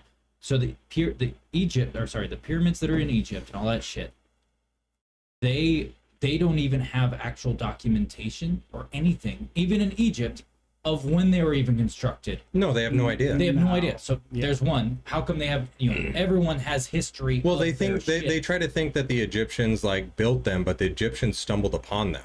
Yes. They found them. They Yes. did not develop them or Yes. build them. And that's where I'm getting at. So inside the pyramids, And the this has fact to do that, with by the way, the pyramids face perfectly northwest, east, and south. Well, there's one other thing too, is that if you look at the structure of the pyramids and you follow it in a lateral line across the globe, you'll find They line up with similar each other. planets. There are similar pyramids that all line up with each other, that will all share Yep. Well, similar there's pyramids in construction. South and America, there's vibration pyramids. frequency, they are in tune with the vibration of the earth. Yes. Which is fucking Fucking- why. Yeah, how do you Yeah, get that? how do you do technical that? figure? That- One. yeah, Dude, how do there's you do that pyramids then? in Brazil. There's Yeah, there's pyramids all over the world. Mexico. Yeah. There's pyramids. They say that there's potentially a pyramid here in America that they found, but it's so far down when they do the scans, they can't get a good image of what they're looking at, and it's so fucking far I've down. heard that. I heard something like, we're about talking that. about through the mountains and shit. Like it's up in the mountains, I believe, in the terrain, but it's like underneath the mountains. Fucking weird shit. But anyways, so last little bit, I'm gonna be kind of generic and brief on this part. So inside the pyramids, you see the hieroglyphs, and they got like pictures of like looks like a big light bulb, right? Well, it's an exact drawing depiction of the inside chamber where it has the hole that goes like basically straight Straight up to up. the top where the peak is. In the hieroglyph, it shows them putting something which looks like a rock of some form, like rocks and shit, on this center pedestal. And all of a sudden you see this big light bulb looking fucking thing like powering up. That's essentially what it's displaying, right? Well, that has to do with the gold. So essentially these were like the pyramids, from what they're seeing and describing, it kind of looks like they were more of like a power plant. Yeah. Right?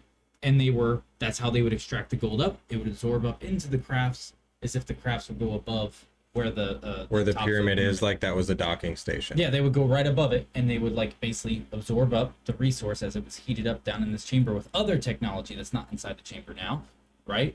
And all this crap. Anyways, so they created us type thing, and then at one point in time, well, they fucked up when they made us, because they realized essentially, from this is me paraphrasing from all the information gathered, right? So basically they realized they fucked up because all of a sudden they didn't just create a slave, someone to do slave labor for them. They created beings that were also fucking intelligent, and we are physically more powerful than them in a physical confrontation. Basically a spout batted out, right? And We rebelled. fights, essentially rebels happened, and well, they're like, oh fuck, and they bailed out, right? Like a big, like basically like a war literally happened essentially between us them, and there was Anunnaki, other members of the Anunnaki, who did not agree, the ones that were down here on Earth with us. This is actually in these like texts and shit. They were down here on Earth with us, and they did not agree with the Anunnaki who were like on Nibiru, this planet, right? Not even a planet. It's basically the fucking Death Star is what it is. Yeah. It's not a planet. It's basically it's like a giant. It's where they, it's You've like seen the they're Fear inhabitable. UFOs. Essentially, it's a massive one of those. Yeah. Essentially, from what I'm understanding, and so it's like they're up in this fucking thing, and they're like they bailed out. The good ones were there and aided us, right? The other aliens, we'll just call them aliens and Anunnaki over and over. They were with us, and they like cared about us. They're like, no, we literally have been with these things, all this crap, blah blah blah. Anyways, so they wanted to straight up eradicate us. They were going to literally purge the planet type thing. They're like, no, fuck all that. We should like start over essentially. Well, due to friendlies of their kind who were friendly to us, stopped them. Like literally, like they even fought with them. They ended up like they didn't necessarily lose from what I learned about it. It was just more of like they had technology on the ground that was capable of doing some fucked up shit too. So it was like Do we get bailed. stranded here because we take the risk of getting fucked up, or do we deuce out of here and say, okay, Yeah. well, once we leave with all this technology, they don't have that technology here except for what limited they have right now, and if we leave them alone and we kind of seclude here, them, get this. So the ones that were here with us, they got left here, Mhm. and there was only so many of them. Like it wasn't like there was like 5 that stayed. There was a Probably bit, that, like, probably a not- few thousand. but not as many as us. Like, Yeah. yeah, for fuck's sake. And apparently that they took off, they bailed out, right? They got left here. Fast forward to basically now, or within the past like 100, 200 years. So the fact that they left and the ones that stayed, right? And that would explain why there are craft that are coming in and out of the ocean. That would explain why we're not seeing them coming in from the atmosphere, like coming down and then whatever. There's no sightings of that or any of that nature that we know of, right? you're talking about the beings that supposedly live in the center of the earth. No. I'm not even talking Okay. about the center of the earth. I'm just talking about the ones that stay behind, like how we talked about how they're already here, like they just live here. Yeah. It would explain, it would actually concrete that potentially, saying that these aliens actually are here on Earth somewhere, like in either down in the ocean where they can thrive. But why hide? Why hide for thousands and thousands and thousands Well, of because years? it also states that not every like one of us liked them. Even the ones that aided us, they wanted to still kill them. So they bailed out. Like basically, were like, "Oh, I'm out of here." Audi 5000. So here's a question: they created us. What is the depiction of what they look like? So I mean, if they The created picture what us, they look like are tall, slender. They wore the headdresses of what the Egyptians, like Anubis, all that stuff. Yeah, they the wore that shit. Who is the pharaoh that had the really long neck? And that's been the one that stood out the most as like potential Anunnaki. My descriptions that I've ran across, just what little bit of research I've done online, say the Anunnaki were a lot bigger than us. But considering you've done so and much that's more in what I was depth always- dive, And that's what this I've is just done. what I've come to Right. from seeing everything, and then actually seeing it from coming out of the mouths of people who were, who actually worked with the actual supposed raw material, and not like this just hearsay stuff you see floating around online about like, oh, the Nibiru's coming back type thing. well, see, and I was always under the same But apparently they understanding never that they actually were truly they left, were though. larger than we were because they didn't want us to be superior beings. Well, they fucked You up know? because they state. Oh, that was the other thing I meant to add. So when the fights broke out, that's why you hear now. Like I'm sure you've heard people's witness claims saying that, like the reason why the Greys don't want to fight us is because there's so few of them. If they were to get into a fight with us, eventually, because obviously we can shoot down the craft. yeah. They are way more superior, but we do get lucky and get them. Well, not only that, but we eventually figure out how to get them. Yeah, exactly. But I mean, if you think stated about that the- in a physical hand-to-hand confrontation, they would lose. They're basically as weaker than a child. They're as weak as a child, essentially. So, physically. but Like, the they're- way that I want to like break this down is so our advancement in technology to be able to shoot them down or do any of these things has happened in the last I'll go as far as 100 years, you know, at most.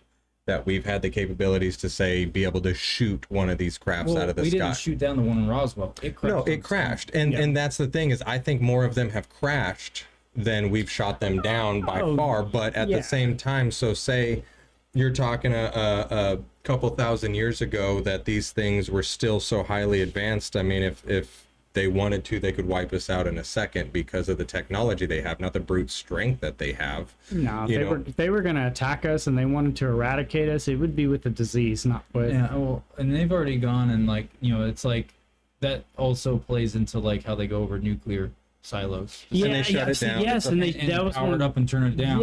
Yeah, But that's why, like, you know, I would bet that if those alien are what we're talking about in this theory, I would say that those are probably the ones that stay behind, that are still here.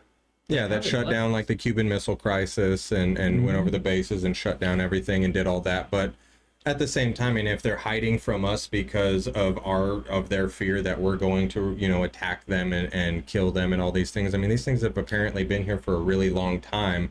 And even at that, they developed relationships with us here that they helped us fight against, you know, their kind, to allow us to sustain life on this planet. Like, even if you have those who oppose, you still have enough friends or friendships that are developed with our species that, you know, you fought alongside us, you helped us, you know, we're going to work together. Why hide? Well, why is it not? Let me give you a logical answer to that, and this is just my personal perspective. If I was on an alien fucking planet and it was a bunch of people who were like basically savages compared to me, and only a few handful of them at one point in time were actually good to me after I went and risked my neck for them, and I was like, oh shit, they're all trying to kill me now, I'm just gonna bail. See, I just don't think that's the case, because but listen, if you look at like how times were back in the times of Egypt, you know, it was slaves. You had thousands upon thousands upon thousands upon thousands of slaves, and you had those who were depicted as gods, you know, who were causing them to be their slaves and everything. That to me would describe, okay, you have this creature who comes down, has advanced technology, claims that they are a god and they're the creator of man and everything else, and we have to be their slaves, which is what they didn't come down to a bunch of slaves. Right. But okay, so they made us, and that's what they're saying, is they made us, and that's, you know, we're here to serve them, okay, and that we rebel against them. You know, that to me would understand them going into hiding. You're missing one other element here, and I'm being serious. Like, if it was me and I was on an alien planet and I was stuck there, I can tell you right now, especially if I can't reproduce, and there's no way, like, we are the only ones that are left, and we have already lost. But how do we know they can't reproduce? That's basically what's coming out. That's all everything that stays the same in the lore of UFOs and aliens is that, in all accounts, and people who have they're asexual, essentially. No, they're not asexual. Asexual is just somebody who doesn't want to fuck. But I mean, they have done things to themselves, modification-wise, genetically over so long that they actually cannot reproduce. That's why they made the agreement for biology for technology, because they're trying to reproduce. Hence, hybrid human aliens. So concept. One of the things I want to address about your concept or your theory about the Egyptians the pharaohs presenting themselves as gods and those potentially being Anunnaki, I want to introduce human greed and the fact that one way to control a population is to make them believe that you are just so much more superior to them. I mean, even if we were to look at religion today and how it's essentially utilized to control a population, think about it. If we go closer into the past, let's say medieval times, you know what I mean? We're using Christianity now and threatening people with, you know, essentially condemning their souls to hell and to burn in a fire pit if they don't follow the law and do what they're supposed to do. Because at the end of the day, the king may have had its kingsmen, but if there's 50,000 people out here and there's 1,000 soldiers here, that 50,000 can overrun that 1,000. Right. But you need something else to control them. Thing just for you, real quick, just on like that narrative I was saying, was that the reason I say that is because, in all honesty, if I was like if it was just me and my family, right, I'm gonna look at his numbers like that compared to everyone else in the world. You know, all these other beings. It's like, okay, well, we already know that they get violent. We know they do this. Like, rule number one, stay the fuck away from them.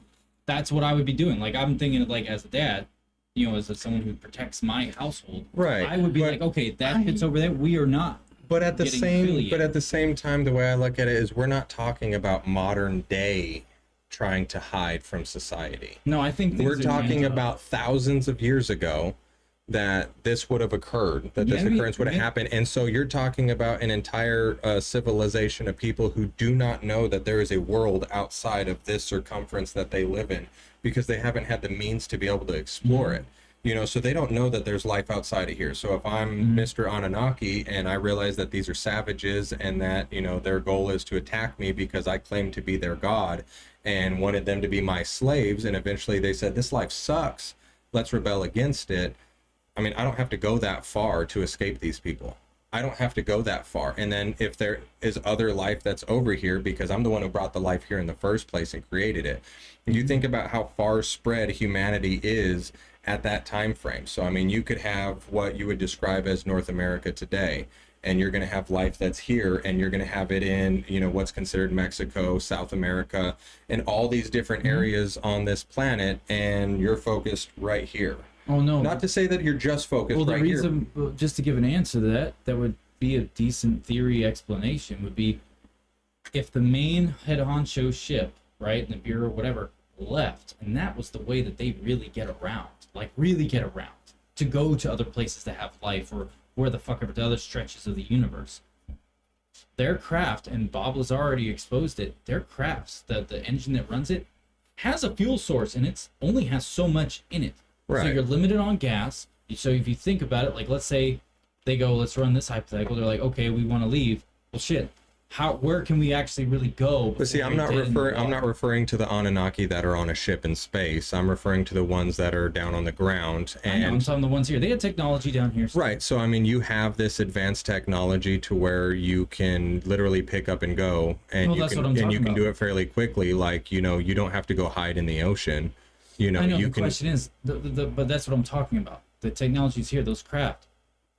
The question when you ask it, like what I'm trying to make the point of is like, we don't know where they could have gone, because it's like, okay, well, we're in a craft with. Well, I mean, that's where we could theorize. I know, but I'm saying in this listen, that's where you thing- could theorize that, you know, technically they're the ones who live in Atlantis. I mean, you could make that same theory that, you know, the theories behind Atlantis is that's them escaping somewhere that they can be safe, and you know they live. And I know you said Atlantis just a place. Well, because because that's an advanced society that supposedly got consumed by the Earth, but still exists somewhere. It's hidden, so on and so forth. But it was so far advanced than anything else on this planet. It's not to say that it's just, you know, a folklore, but all of this could technically be considered folklore. But I mean, if you consider there's this advanced species, and they create this race of humanoids who eventually rebel against them, and they go, oh, shit, we don't have the ability to overpower thousands and thousands of people because there's not that much of us. But they have the technology to say, okay, we can hide somewhere that they can't get to us. And so they take a city and they sink that city underwater to where it's able to be sustained, and they can live and do all of these things. I mean, we know more about the universe and what's going on with planets than we know about the ocean. Yeah, and that's what I was thinking. You know, just I mean, before you said it, that's where my theory of if like they're hiding Atlantis somewhere, could be a real thing. That's what I was you know? trying to say earlier. If they're hiding somewhere, like they bug out, and you know, and they're still on the planet, like that's why I mentioned the ocean earlier, was because for all we know, they're down there somewhere. Because But where do you think that notion of Atlantis came from? You know, I mean, Greek, it's I think it was Pluto who talked about it. But it wasn't just this guy who woke up one day and said, I want to write fan fiction. No. You know what I mean? I mean, Greek has a very accurate account. And this is, let me pull it up. But again, that's our translation, the best we can get of what they're trying to describe. You know what I mean? There it is. So the only primary sources for Atlantis are Plato's dialogues. So I was right, it was Plato. Plato's dialogues, Timaeus and Critias. All other mentions of the island are based on them. Logs claim to quote Solon, who visited Egypt between 590 and 580 BC. They state that he translated Egyptian records of Atlantis.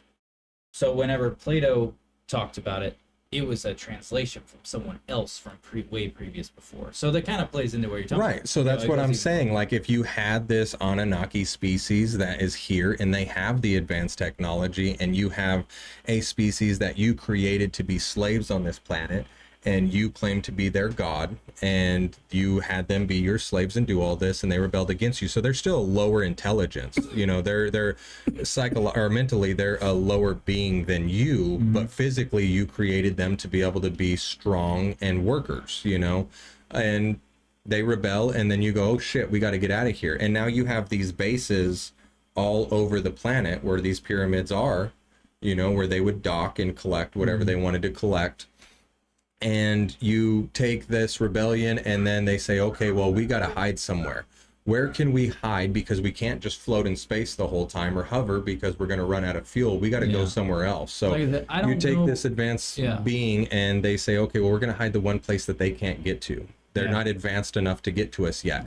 And then you advance a couple thousand years to where now we're starting to explore the depths of the ocean, and we're starting to have the ability to actually go down and see what's going on. And they're going, okay, so they're getting closer. They're getting closer. Now they're starting to find us. You know, they're starting to get closer and closer to where we've been hiding for a long time. And then we gotta do something. You know, and maybe they're not coming up and shutting down nuclear plants because they're worried about us killing each other. They're worried about killing the planet that they survive on as well. Yeah, that's what I always thought. It was so you look at that like that would make sense. You know, if I look at it that way, is like, okay, you hide in the one place that this non-advanced society can look. You know, because you can hide there for as long as you want, and if you make it sustained, well, I mean, you can't just live in a bubble under the water forever with a society. Yeah, and you know, for all we know with the Anunnaki stuff, like that was just stuff I was deep diving on. Personally, I don't think it's actually very accurate. It doesn't have to be the Anunnaki. Be based in something remotely true. But again, it doesn't have to be the Anunnaki. I can believe that. I could believe that if extraterrestrials wanted to come here and have an Earth base, that it would be underwater. You think about it this way: we just proved earlier this year with the Titan sub, as far as, you know, privatized specialties go, we can't dive that deep yet. Oh, I did a whole thing on that. There's a reason why that imploded. Oh, I know. They did a piss poor job making it. It was not rated to go down that far. It was a carbon fiber hole. We don't typically use carbon. Yeah, it was a piece of shit. Even the guy, the former employee of the company who got fired, he got fired because he kept saying like, hey, this is not safe. It's not up to spec. Like, you're wanting it to do this. You told me to build it for this. This is not safe to go to that depth. Yes. And then they fired him. Oh, he did a lawsuit against him and won. Yeah, I believe it. Yeah, or he's about to win. I feel bad for the individuals that were on that vessel when they decided to go try to see the Titanic, but ultimately what I'm getting at is that if let's say we go down to the depths of the Mariana Trench or something like that, or we go deeper than that, we just find a section of the Cameron raises the bar, bro. I know he did it, but he went down there, he explored a minor section of it. I'm saying, if you're going to build a base under the ocean and you're like, well, we can get down here, we have the ability to work in these depths, we can create whatever we want in these depths, you're going to build something that's also somewhat that's camouflaged. Who did it best? The movie The Abyss. Watch that shit. Blow your fucking mind. The ending. Abyss 2001? No. It's just called Odyssey 2001. Yeah, Odyssey 2001. Okay, there you go. Thank you. It's about they're down underneath the water because there's shit going on. Cataclysmic events are starting around the world, and they're trying to figure out what's causing this water shit going on, like tsunami, stuff like that. And they're down there doing stuff, and you haven't seen it. I don't want to ruin it for you guys. Have to watch the ending plays exactly what you're talking about, because at the end, all right. no idea this is coming in all reality. Have you watched, like, when I saw it on the Prime previews, I was like, oh, this movie's probably going to be cheesy, but so I work graveyard, and I work Friday, Saturday, Sunday, and Monday, and I typically work from like 6 at night to 5 in the morning. Mm-hmm. So Thursday nights, I switch my shift over to where I could sleep in on Friday. So that means Thursday nights I have to stay up late. Wife, kids, everybody are in bed. I'm just fucking off in the living room, usually watching TV or playing guitar. So I'm like, I'm going to watch this movie called Moonfall. Have you watched that yet? I've seen previews for it. I haven't seen it. What's it on? Watch it. It's on Prime. Okay. So watch it. Yeah. And no, actually I lied. It's on HBO Max, but I think it may also be on Prime, but I know for sure it's on HBO Max. Watch it. It's actually like, it turns out that their theory of what the moon is and everything like that, like, It's good. I don't want to give you any details on it. I'm just speaking of the watch it. moon. Fun fact: so they did a test on the moon back in the 60s, 70s, all that stuff, and then there's also the Apollo mission that its whole goal was to they're making Do a sure rotation or you go could around slingshot around the moon, right? When they were on the backs, and this is all documented, this is all real. When they went around the back side of the moon, they have no radio contact. Everything, they're completely cut off. They were hearing actual like voices over the radio that were not speaking English or any other fucking language that they knew of, because the people on the Apollo mission, like they're two of them know how to speak like 6 different languages each of different types, and no one knew what was being said. They recorded it, all that stuff. Those recordings never got released to the public. Yeah. They said that it's proven that they have them and it's real, but they will not release what was recorded.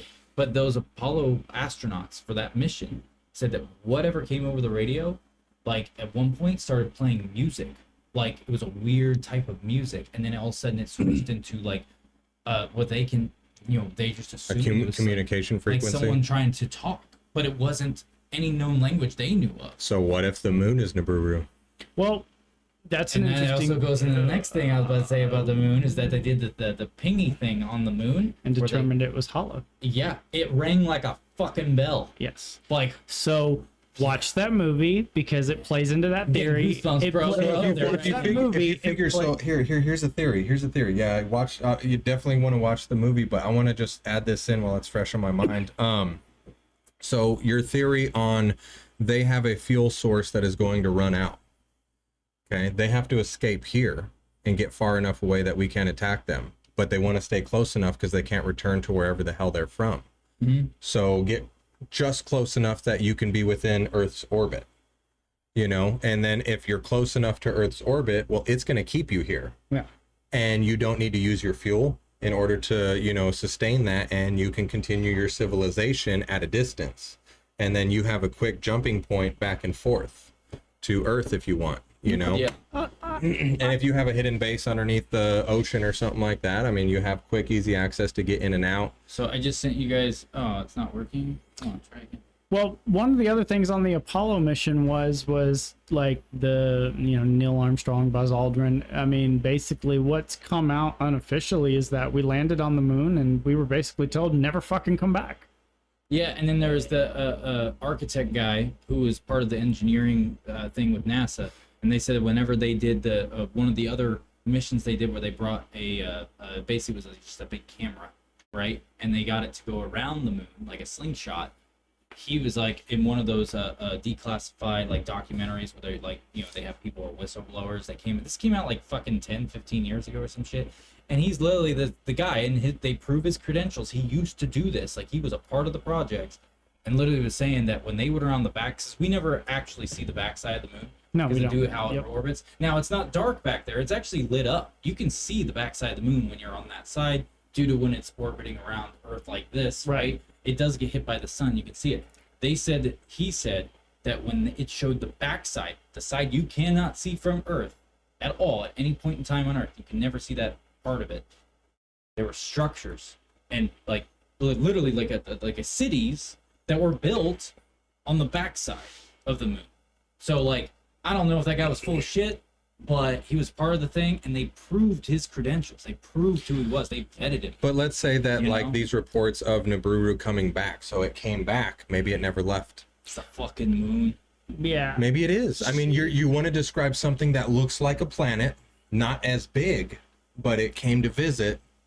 We all think that the moon is a piece of the Earth that broke off due to an asteroid hitting it, because that's a theory that they came up with. So you take a look at, okay, there's this other story that there's this planet Nibiru from the Anunnaki who came and visited, and they're to return. So they already returned, and whatever occurred, and there was a rebellion, and the humanoids fought against them and said, you know what, we're not going to be your slaves anymore. And so they escaped just far enough to remain within our orbit, so they don't have to use their fuel cells to be able to stay close enough, and then they stay within our orbit, and we're none the wiser. We don't know. There was one other thing I meant to tell you guys with the Anunnaki stuff, because it goes into what you're fucking talking about for right it. now. So, with the Nibiru, what they explain with Nibiru, they talk about the moon in the sky, right? So the moon was already supposedly there at this time.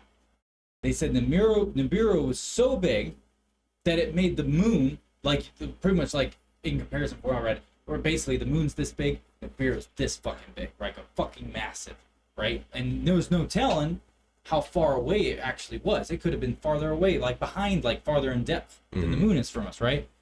But get this. So let's say the moon was, was not actually, it's not Nibiru, but it's just another vessel, like how we have warships and like all these different types of machinery for doing things, and they get bigger and bigger. Like aircraft carriers are fucking huge, but you have other warships that the Navy has that are smaller, but they're for a different purpose, right?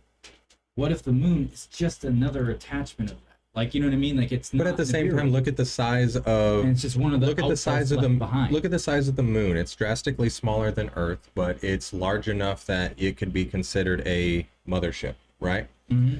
It's big enough that you could sustain such a large society inside of it that if this craft is able to travel from galaxy to galaxy or whatever it's doing, you could take your entire civilization from a dying planet, put it on this craft that is able to sustain life and, be able to have an environment inside of there, and then you travel to another planet that has life or resources that you're looking for. And for whatever reason, you ran out of gas, whatever it was, there's a rebellion, whatever it could be in the conversations that we've had on this topic. And then it's just stayed there. I mean, you don't have to have this massive, thing that's going like a planet that's moving towards you, because that would mean that this planet has some kind of propulsion to move it from, solar system to solar system, which to me doesn't make sense that a planet would be able to do that, but a craft would. If you design a craft, I mean, you think of any movie that, fucking Star Trek, think of a movie like that, or Star Wars, or anything else where it depicts the same thing.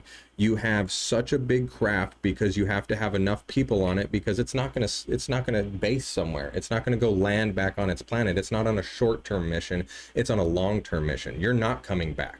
Yeah. It's just like, people wanting to go to Mars. You're not coming back. One of the other things that would tie into the favor of your theory here, in my opinion, would be that humans were a species of amnesia. We don't remember everything. We only can go back as far as we've recorded, and unfortunately, even then, we go look at tablets and hieroglyphs and stuff like that, and we can only decipher them. Well, for there to the to be best of such our a knowledge and ability. I think that there's evidence they've discovered here over the past few years. Graham Hancock and that other geologist or geographer, I think he's a geologist, they provided that now people are starting to take seriously, not necessarily Graham Hancock in this, but the geologist guy.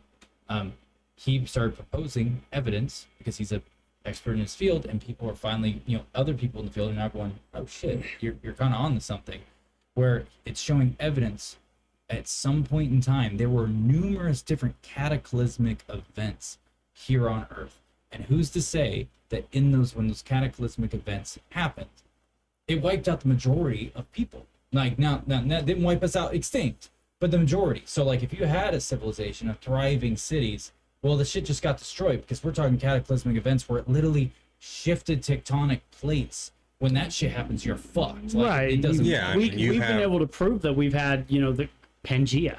We've been able to prove Pangea. We could literally look at all of the continents right now and place them together like a puzzle piece. And then they started separating. Yeah. So who knows? like your theory. Well, and who's to say that there wasn't and that would explain the loss of information. But who's to say there wasn't a previous, say, nuclear fallout? So if you have a advanced species that comes here, brings us here, or develops us here, whatever it is, I'm assuming I'm assuming we weren't developed here. That's my best guess. I'm assuming that we were created solely to be slaves, and we were brought here for the resources of this planet. Again, if I'm an advanced species on a planet that has been around for a very long time, and it took us a very long time to understand that we destroyed our planet, we sucked all the resources out of it, kind of like we do now, and okay, we're coming to our end, so instead we're going to develop a craft to get us to the next sustainable planet. and we're going to bring all of our slaves with us. You know, we could be very similar to them in comparison to that. You know, I mean, we could have been just another species on that planet. Come and dump us here. We're tired of being slaves. We fight back, and they say, you know what, this is not going well. Nuke the whole fucking thing. And they have whatever advanced weaponry to where they do that. So you have this planet that has Pangea, which is a nice tight gripped little piece of land, and you nuke the whole thing. And then it all separates and does this due to tectonic plate shifting, and Mother Nature would consume most of anything that was manufactured, created. Exactly. Just like our stuff today. There was if a we study stopped- done that if You guys should check your phones. Yeah, it would though. take a couple decades for it to start taking back back. those- Send Yeah. you guys a video of the UFO shit, and I can explain why it's UFOs and not Starlink. Well, can you pull it up? I just send it to your phones. I'll put it up so people can see it in the editing or whatever. I just didn't want to stare at my phone while Oh no, you no, were it's doing only this. 3 seconds long. Okay, Yeah, I'll yeah. just watch it on his real quick. Yeah. Pam was with me. That's a penis. Yeah, that's right. It's big. Is that it? It's my Put bro. LEDs on it, bro. So the illumination on the Earth, what are you showing us there?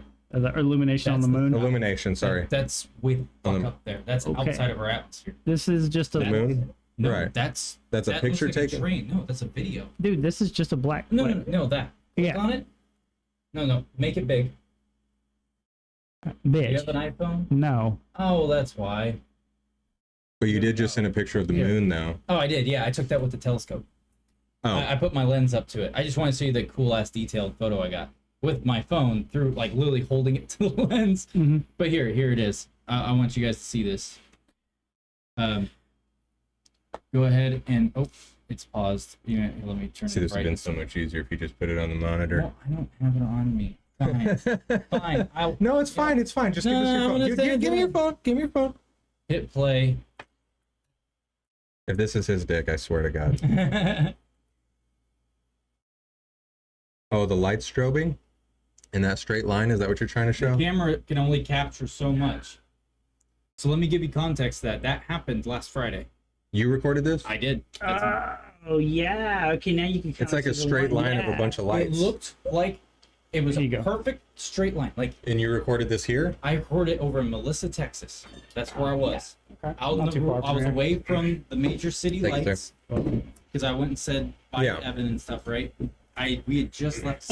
We were in his neighborhood. His neighborhood's out in the middle of nowhere. Like it's a nice neighborhood, but it's like fields. And so this was Fucking like everywhere. up in the sky, like up way above. up, like gone. Like it was- Like where you would see stars essentially. yes, it was literally with other stars. And they're just in a straight line So get this, flickering. it was moving. It was doing this. Oh, Pam so was it's with it's me. not like a bunch of them in a straight line just flickering. No, It's like they're it was moving in a straight Okay. line, and it's massive. Like when I took that video, so when I was driving, so let me give context because I'll put the video up, and there's way more to this that I wasn't able to get on my phone, and I'll explain why that happened. So I was leaving the neighborhood. We just turned left to go out to actually leave, and we're heading to the main road that's on the outside, which there's fields around us, right? We're away from the major cities, all that crap. We're going, and all of a sudden, Pam saw it first. Or no, sorry. Pam saw it, and right when she started to say something about, like, what is that? I had just noticed it, and I was like, what the fuck is that? And at first, I thought it was a glare, like a window glare, you know? Because there was a lamppost, like, down the street a ways. So you know how that does that at Right. night. And this was at, like, 10 o'clock at night. I immediately pull over, and this is like a 2-lane road on each side for the development. It goes down to like a 1 on each side. right. I pull over, I get out, immediately pull out my phone, and I'm recording, like literally standing in the like on like I have my truck halfway off the road and halfway in the lane, and I'm recording it right when I start because it's only 3 seconds long. The moment I start recording, a car pulls out from where we just turned, and they come up behind me, and the headlights cause my lens to start I can't see anything. Distorting the image. It's distorting everything to where I couldn't see shit. I was like, motherfucker. So I stopped and I pulled it, stopped the recording. I'm still looking at waiting for this guy to pass me. But while I'm watching it, the guy's starting to pass me. I'm trying to get my phone out, but it ended. But what happened was fucking wild. Everything that led up to the recording, so how we saw it, at first it started far away. Like, Okay. I'm talking about, it's way the fuck up. Like, Yeah, this. barely can make it out. And then all of a sudden they start coming in. Like, it's one light, one star, and all of a sudden, bloop, bloop, bloop, and it made this, like, train, right? Which, if you see pictures of Starlink, it looked just like Starlink. So I just assumed it was Starlink in that very moment. But the end of it is where, when it disappeared, that's when I go, that wasn't fucking Starlink. because what I witnessed was like either a wormhole or Pam saw it fucking too. She was right there, and it was fucking wild. So Oh, we're basically, gonna definitely question your credentials, sir. go ask that. Go ahead. flyer, okay? I just like to Like, get her in here. go ask her after I hand her a script. Yeah. Hold on a second. Let me go. Let me type HSB. Hey, honey, make sure you remember that thing I took. Yeah. Look, so as it's going, all of a sudden it slowly starts to fade away, right? But then it just stops, like dead stops, and then they go like this, do. They shoot off different directions, and then the last one went this way, but when it went this way, it like got really bright, and then it put off like a little shockwave ring, like no joke, Like it shot through a wormhole or something. yeah, like whoosh, like that, and it was just like it like went into the hole And but it looked- disappeared. you know, like the in Star Wars. In a Yeah, new when mode- they do like light no, speed. not like that. I'm talking about to explain the ring I saw. So when you see the Death Star explode in the digitally remastered versions, which are shit versions of the movies, by the way, they are fuck all that shit. I'm serious, it's shit. The original theatrical versions were the fucking best, hands down. Anyways, so whenever whenever the Death Star gets blown up in the digitally remastered, they instead of it being that, you know, And in it the just blows to original, pieces. it Yeah. does the ring explosion, right? Yeah. And it's like boom, like that, with all the crazy. Almost like a streaks. shockwave shoots out. Yeah. That's what it looked like, as if I was seeing that explosion from the side with this perfect shockwave ring with like trails going in. It was the wildest shit, dude. And when that happened, it was like it happened when it exploded like that and made that ring. The one that was on the end that got super bright, it was like it did it in front of it while this thing was like propelling forward, and then it was just So from what you Fucking could gone. see, was this like close enough to be within our atmosphere, or was this No, much dude. farther? no fucking way. There was Like no way farther It away. was so Like goddamn far away. There was planes. I saw planes flying around. It Right. was, like literally. So you have a reference for 30,000 feet altitude. Yeah, roughly. this was beyond that. well, And that's the what thing is I with mean. Starlink- It's like what 96,000. So- 96. Was it No. 96,000 feet or something like that No, I to the edge of space? I couldn't whatever answer it that. was. It was Right. something really I high. mean, was planes gonna don't say. go anywhere I near know, that. I know we're 93 million miles from the moon. So- I mean from the This sun. is where my story of what I witnessed. So I have partial evidence. I don't have the end because I told you what happened. Right. Pam was there when it happened, and she was like, "Were you able to get in that last part?" I'm like, "No, that fucking car like pulled up, like made it to where my shit couldn't record." But literally like 5 months ago, Steven, my brother-in-law Steven, fucking frantically called me at like midnight. I thought some emergency. I thought something bad because if he's calling me at midnight, Yeah. that's how I know it's emergency. Like we have a rule. You only call he's only done that twice, and one was because his dog was dying and he needed to go get it properly put down. Like he just it's a very Right. close to him, Yeah. whatever. Stuff like that. Actual emergency. So when he called me midnight, I was like, oh shit, what the fuck's going on? Answered, and he's like, dude. He's like, check your fucking phone right now. I sent you a fucking message. Did you get it? And I was like, oh, okay. And he lives out in Cokeville, out in the middle of nowhere. He just lives in this. He has like a steel building, he, like lives in and stuff. There's no you see the stars out there, you can see fucking everything. And fucking I while I'm on the phone with him, I open up the message. Same fucking thing. Same string of lights. Only his, when he saw it, his did like a pulsation a strobe. Do you have the picture he sent you?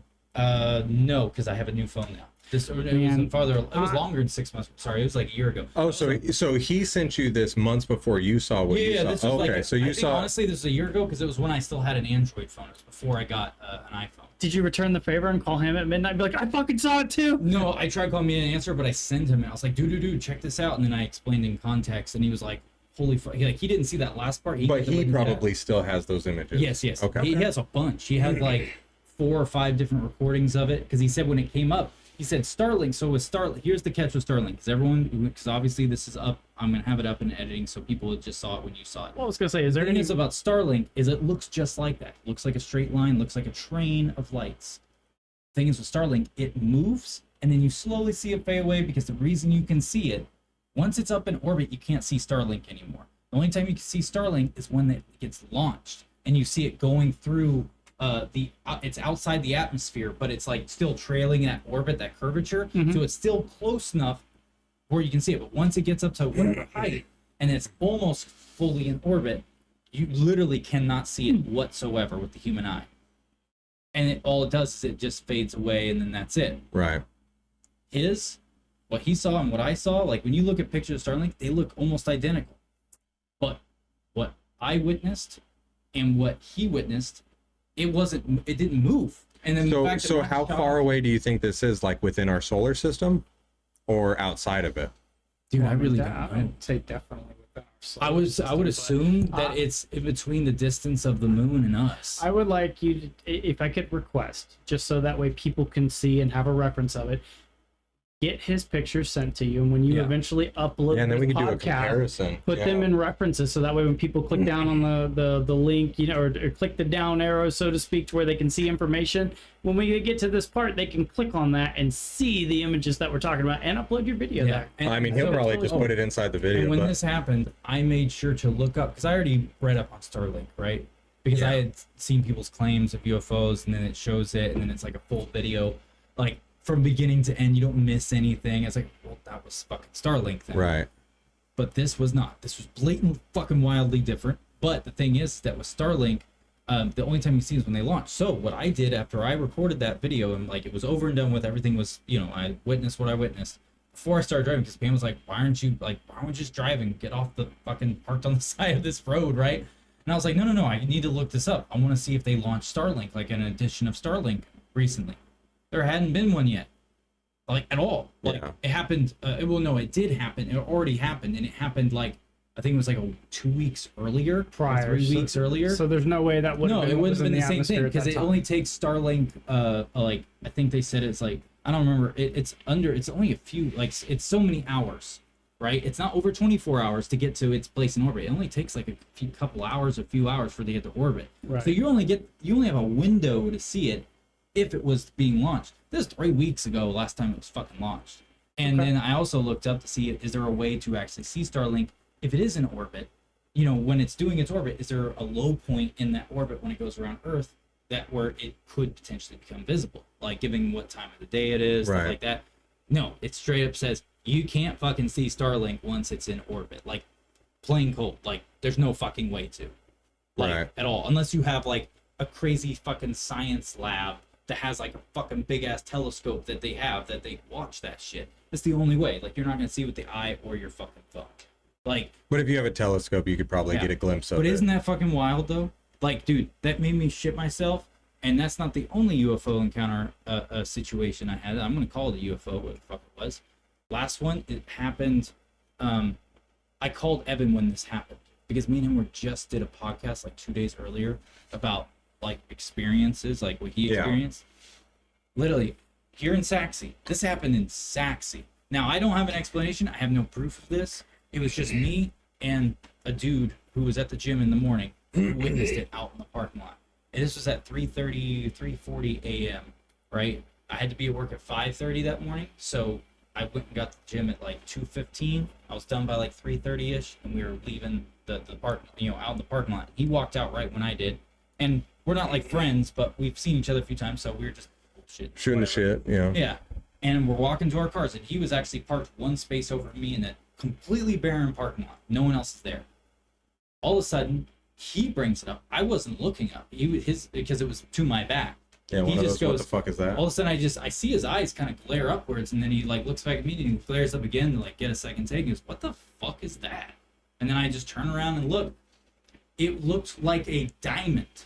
Literally, like it looked like a imagine a king's crown, but goes and forms a diamond at the bottom. And it was rotating. And this thing was it was not in outer space. It was below inside of In our atmosphere, yeah. But it was still way the fuck up there. But it was glowing and it was rotating, and as it rotated, there was two looking like glowing spheres going around it, and then it went inside of it, and then it just the light just kept growing and growing until it was like just a big ball of a light. Just a big fuzz. light bulb, yeah. And then all of a sudden the light just goes out. So like it just Disappeared? disappeared, yeah. I mean, Gone. Huh. And there's two orbs. so I wonder going if on. it has some kind of like, I don't want to say like hyperdrive because that sounds like some James Cameron movie, but some kind of system to where it's like if it can create enough energy at that point, it can essentially just like we said, move through the vibrations and just go from here to here. Well, you know? we've had a lot of orb sightings. After you say what you're going to say, there's something I need to bring up just because we're talking about this, and this is very important for you guys to hear. So Well, you go. Okay, I was going to say we've had a lot of orb sightings. Maybe this was a ship to collect its orbs, but it also is something that recharges it. I mean, I don't know.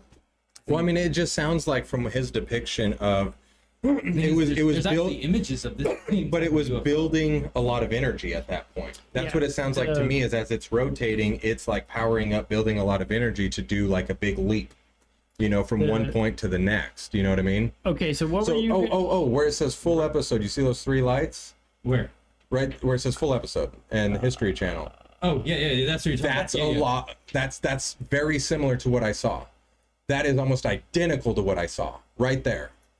See how bright those lights are? Yeah. That is what I saw. 100%. That is Yeah, exactly and look, what I it's saw. even Something titled like this, Inside yeah. America's UFO Investigation. Yes. That is it. Right That is there. it. So Right that there. is Right me and my there. wife can tell you the exact same story to a T. You could call her up right now and ask her. This is it. That's what it looked like. It almost only had like an extra little nub in the middle. Huh. That's what it looked like. That is so crazy that there was an And image of you could exactly what I see saw. that detail on it too. Like when it was glowing, it wasn't like a glow where it's putting off light and now it's distorting. And it's what you see. distorting, yeah. No, it was like a translucent ambiance light that like lit it up. Emitted off of it. Emitted off of it, but without you looking at it. Yeah, I was like, whoa. You know what I mean? It's like me being able to look at the back of this ring light in a way. Yeah. right? If Man, I'm looking directly it's at so light, but the light crazy was to on see it, though. that. Right. It's so crazy to see photos of, you know, exactly And what I this was saw. taken, That is, this is the leaked image. So this is taken from a cockpit of a fighter plane. Right here. This was. yeah, And that's it zoomed off in the distance. Yeah. Fucking wild shit. I want to say that the closest one, like, it had more of this at the bottom, where it was like actually a point, but it had the ridge up at the top. I wonder Could if we be the saw the one same from kind of craft. directly below it under Siberian Times, which you just go take your mouse down one right there. Could that be something maybe from a different angle? Well, the thing is that honestly is kind of like how it's glowing, and it looks like it's going into a square thing. There's actually a video that people put. Oh yeah, that goes in there and it goes in and it closes. Yeah. Where? Looks I haven't like seen portal. this. It was in like some other country. It was taken. It was taken in like it wasn't even taken in America. It was taken in like a third world country on a really shitty phone because you know over there they do have phones, but they're not fancy phones like us. yeah. You take this and go back 8 years and that's what they have. Yeah. Or I our just, like- shittiest Walmart phone is what they have. Like But go back to the triangle-shaped UFOs. Where some of the one you were just talking about. This Yeah, one like that. Like if there's any other images that kind of depict something similar. Well, and See, that, look, that's a more clear image. So that's what I saw in the sky. Only there was added like 30 more lights to it. Only they and then were, they started separating. and then they shot off in different directions. Right, but they're separating in different directions. Yeah, like just going. wild different directions. But anyway, See, that sounds like a fleet being released from. You know, Something, that, yeah. and then there was like one that just shot off into like a wormhole. Well, and that's where it's like if you come to this theory, like maybe the moon is a base that's just in our atmosphere, and these things come off of it, and then just boop, boop, boop, boop, So and then just there's take off and go do a their mission. picture of a triangle craft, but in the daylight, and you can see where there's white spots here and here. I'm telling you that That image, could be where, that like, image the like you light- pulled up on your phone of those just extremely bright lights, like that is 1,000% exactly what I saw. Like like over on like these right here. yeah, like and it oh you just had it on there, Ben, a second ago. Where? I don't know now. But I mean it was so insane the way that it looked. Like I say, those lights were so fucking bright. Like Yeah. I don't even know how to explain how bright they were. So this was captured in Belgium. Is this something similar to that? Yeah, like you see how those lights are pointed down? Yeah. Like as if it's almost the propulsion that it uses. So God, I wish there was a way to describe how fucking like illuminating that light was. If I ever got a clear picture of the craft that I saw as a kid, it looks like that one right there.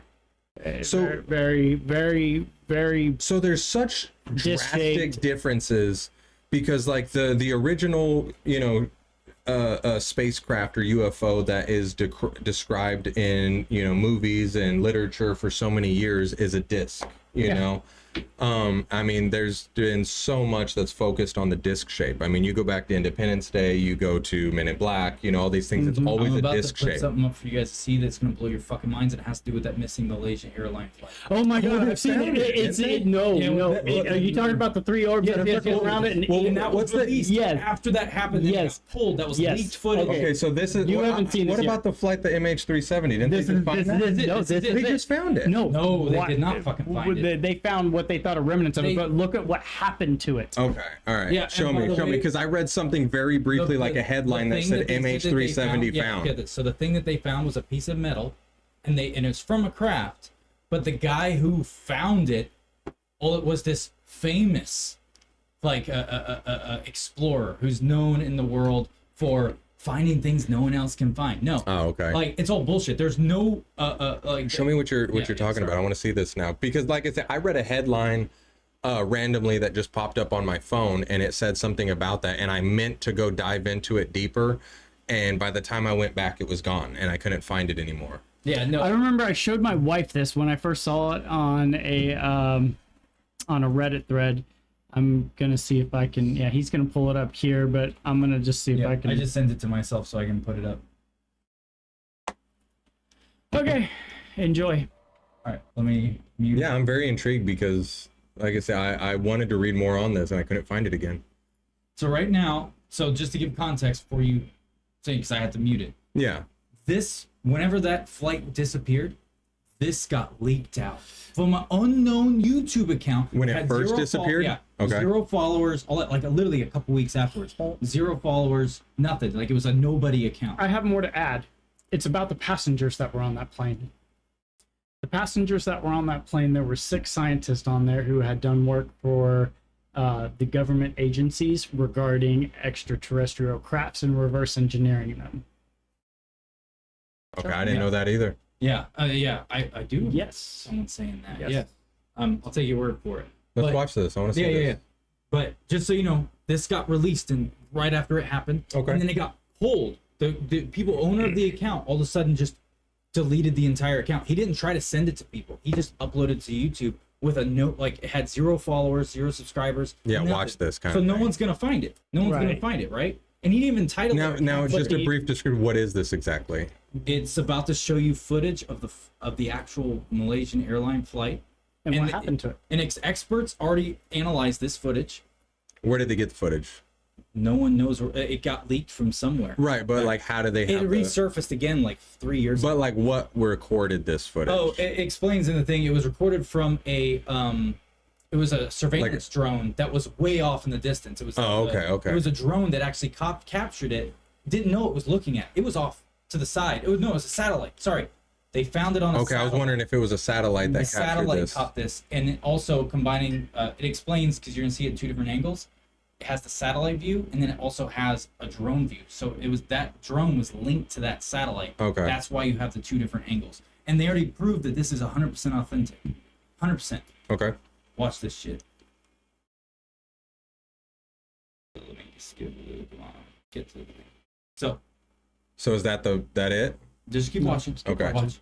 There you go. There it is. There it is. Those things swirling around it? Keep watching, Keep watching. because I You're about watched to- it and was like, "What Oh the shit! fuck?" Look at that motion that they're doing. Yeah, just watch. It's about to fucking trip you the fuck out, dude. And they proved this is actually authentic. Like, this is not a made. This is actually raw footage. And they're trying to, yeah. These orbs. And those are the basically orbs like that were floating around that UFO I saw. What was that?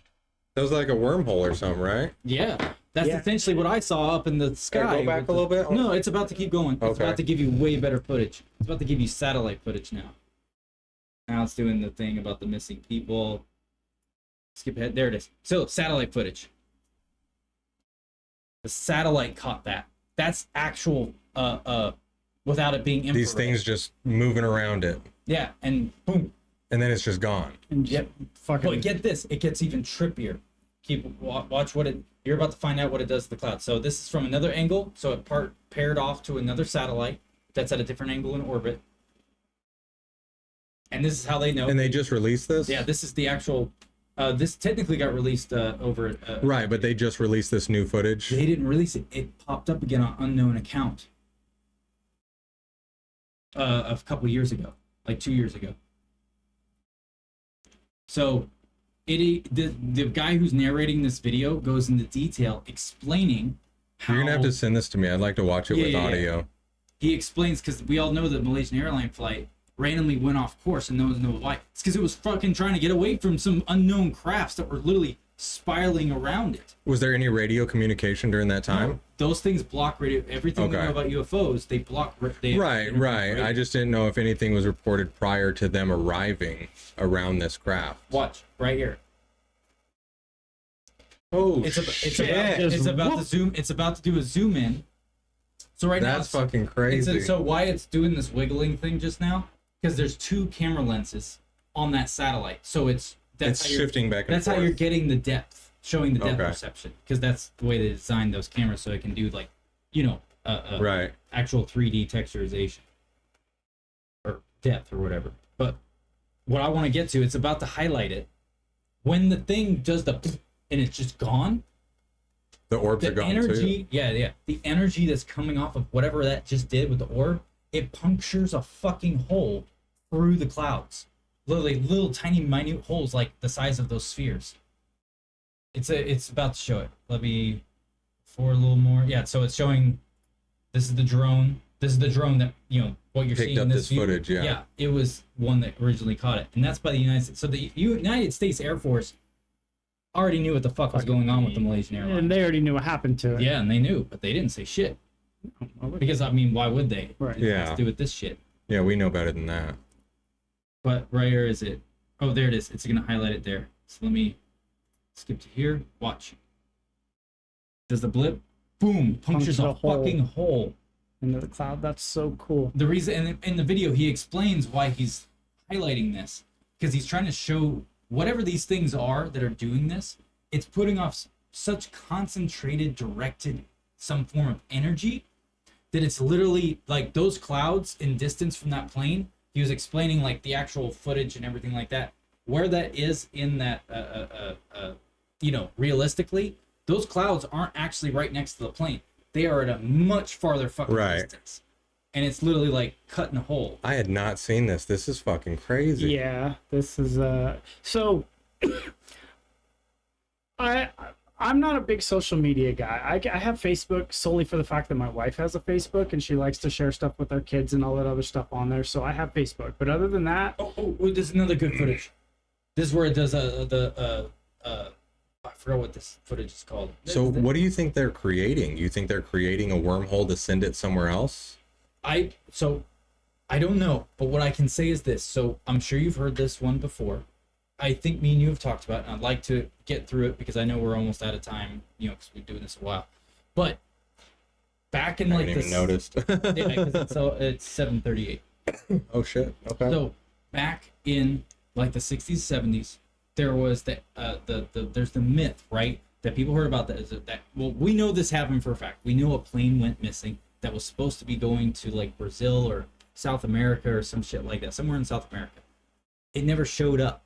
So this is back in the 60s and 70s, back when things were more old school, right? You didn't have like tracking on everything. It was all radio communication. So when that plane didn't show up on its scheduled time to be there, it reached out trying to talk to the plane, saying like, assuming it was just a little bit late or something, you have to go through these proper channels first. Right. If you hit weather or anything, it could delay you. You have to set a different course. You have to go around, stuff like that. Right. It's not like today where you have like radio transmission that's so fucking due to satellites and shit that are insane that you could talk to them in real time, say, hey, I'm having to deviate, this is my new course, and they're like tracking you, all that shit. They didn't have this then. So when this plane went missing, the radio tower at the receiving airport where they were supposed to land reached out, got no response, so they contacted where it was supposed to be departing from, and they said, well, it did depart, it departed at this time. They're like, well, it was supposed to essentially be here whatever time ago, like so much time has passed, it is still not here. Do you know of any reports of weather in this zone? Because it was flying a big ass distance. Right. So it's like, do we know of any weather in this zone? Do you see how those orbs, like the first one appeared and then you see the other two converge on it real quick? I think whatever happened to this plane what's happening right here happened to this plane that I'm referring to. Yeah. And wasn't there? So get this. So this is the trippy part. This is the where things get. People go, oh bullshit, that's making up stuff. Yeah. So it disappeared. No one knows what the fuck happened to it. And then in like 2000 or 1999, This is the one Is I'm that the one thinking. that It's giving me goosebumps thinking about. Yes, Yes. reappeared It and landed. reappeared. Yep. touched down, then took the fuck off again once they started interacting with them. They're like, what They the tried fuck is going on? communication again. Yeah. So like get once it this. reappeared, they Yeah, tried so- communication again. Well, let me explain. So, all of a sudden, back in like 1999, 2000, whatever, all of a sudden, a plane radioed into that airport that it was supposed, that was supposed to receive that plane back in the. Was this the 70s. same airport that it was supposed to land Yes, in? Okay, yes, all right. yes. So it's like it reappeared where it was supposed to on course again. On course again. And the pilots or whatever just thought they were still. Yeah, on and the they were same- radio again, saying like, "Hey, blah This is blah, flight this is whatever." flight whatever, stuff like that." The radio control tower goes, "What flight? Like, who are you? Whatever. Like, we Yeah, don't please. have any of that on the Yeah. books and the numbers because they changed the number system on like how And the 40 flight yehave numbers are- passed. Yeah, Nobody of how would have that's thought about it. structured. So whenever they gave Yeah, a number, 50 they're like, years "That's later, not yeah. an accurate." It took them a minute to figure it out. We're like, "Well, that's not even a real flight. Like, what is this?" Yeah, we Like, don't have a log. They thought it was a joke. They thought it was a hoax, and they said, "No, we're coming in to land, like an emergency landing. Like we're in a bad place. We need help. Like blah blah." Apparently Yeah. the pilots were all freaked out, right? And supposedly there was audio footage floating around the internet of a while, but all of a sudden it got pulled down. Like it literally got removed, and no one knows who took it down. I don't know how to surf the dark web very well, so But- therefore I'm sure we could find it though. Removing it knows how to remove shit permanently. There's a way to do that. Like if you especially if you control it. Yeah. You know what I mean? All right, Yeah. continue what you were So- saying. I'm curious. As the plane's coming in, they keep saying on the radio, they're like, "We are about to land at the airstrip. We'll be here at blah blah blah." And they go, "There's no airstrip there because it's been a long time. They've redone the airport. The airport's not actually where it used to be. It's actually Right. now in a different spot." And they're like, "Well, no, we're not gonna make it there." They're like, "No. You need to land here. This is where our, where you land. Blah blah blah." Like going through all the technical jargon, right? Saying like, "No, you have to land at these coordinates. This is where blah blah blah." And they're like, "No, we're not going to be able to make it there. Like we are going, we are supposed to land here. This is the farthest we can make. We can't make it there." And it wasn't about fuel issue. They were freaking the fuck out. There was obviously something mechanically going wrong with the plane, right? So the plane ended up. They told them that they were going to land here, and they said, "No, don't land there," because now that area was it was no longer an airport. It's like a shopping Could have been center. residential it or was whatever. like Yeah. people live there now. Like, Right. there's no place to land a big ass fucking plane. Right. You're gonna land on houses or Yeah. something. So they immediately contacted like authorities, and and of course they work with tourists because they're the airport and everything. So they're all sending Dispatching emergency fighter jets and crews. stuff like that. Yeah, they're sending emergency crews because this is all civilian, right? Right. Is whatever, and they're sending emergency crews. And this is all documented. They started to say this is made up. It's not. You can actually find the actual documents from this. Now here in America, there's no documents of it. You have to actually go to their whatever, and it actually they provide- Brazil's version of the FAA. Yeah, in their Okay. accounts, this is how it played out. So the plane is coming in to land in the spot that it said it's going to land in. They send emergency response crews, all that stuff, because they're thinking we're This about to thing's have about a to plane crash. into Yeah. all the people living, stuff like that. So they're going there, and as the emergency crews are getting there, they have like actual airport personnel with these crews. Like they have their own emergency crews as well. As they're getting to this spot that this plane's supposed to be, they run into unknown people. Like we're talking like military, Like an unknown agency that's unknown agency, probably picking up communication and literally like fleets of vehicles, yeah. like swarming this whole area. How they got there and in like they didn't even know where they came from because there was no documentation of these people with their also the vehicles. The vehicles were like, Unmarked, yeah. unmarked vehicles. Like how'd they get them here? Where the fuck are they? It means they have a station somewhere or Right. something, Right.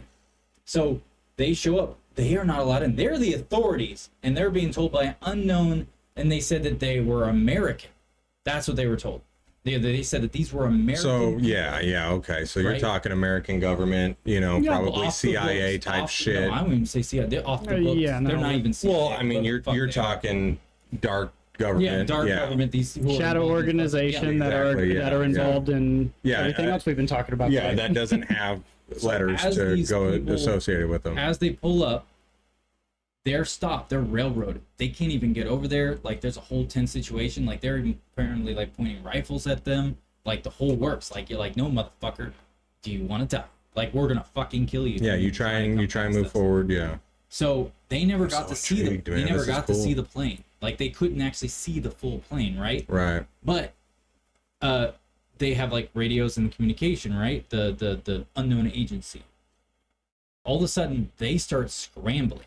Like, oh, shit starts going on the radio. It says that it was inaudible of exactly what was said, but whatever was happening, and this is through the documentation. This is actually done by their authorities. Is that whatever was happening, they were alarmed, and they were now trying to move units to other containment zones to contain whatever it was, Right. which was supposed to be this plane. So they're thinking this plane, right? They're thinking it was a military plane that wasn't supposed to be there, type thing, right? Yeah. That ran into Like they have some dark secret or dark mission that's going on, and they're trying to get this thing. Yeah. Apparently they found out there was a confirmed touchdown. So the plane touched down, but then the plane took the fuck off. The plane was like, oh, fuck this, because there's nothing but men with guns. They're in a place they don't know. Though everything, like, because if you look at it from the perspective of 40, 50 years of difference, and now everything's changed. Now you got dudes in these dope-ass cars, like armored, because it was armored SUVs, black armored SUVs. is Vehicles what it you've was. never seen before. With men with guns swarming the plane, like as it's touching down, like it never even came to a stop, supposedly. So from what they were able to document and confirm is that the plane never actually came to a stop. It touched down for a moment, but kept going and then took off. And then it flew away. They lost it on radar. They had it on radar. Where did it Finally got land? They don't know. It disappeared again.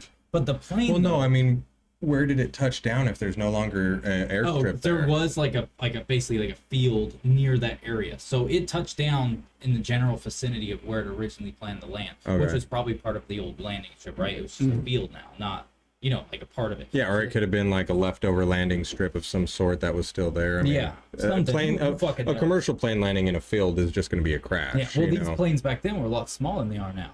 Like they're big commercial. Yeah, like, but still passenger trying to planes. land a plane in a field of uneven surface, you're gonna destroy so much that you're essentially looking at a crash. But I mean, say there's remnants of a landing strip that used to be there, a long enough stretch that this thing can come in, do a touchdown, and then realize, hey, we can't be here and take off. Yeah. So this thing takes off again. This What is happens? where it gets a little even more curious. We'll just say curious.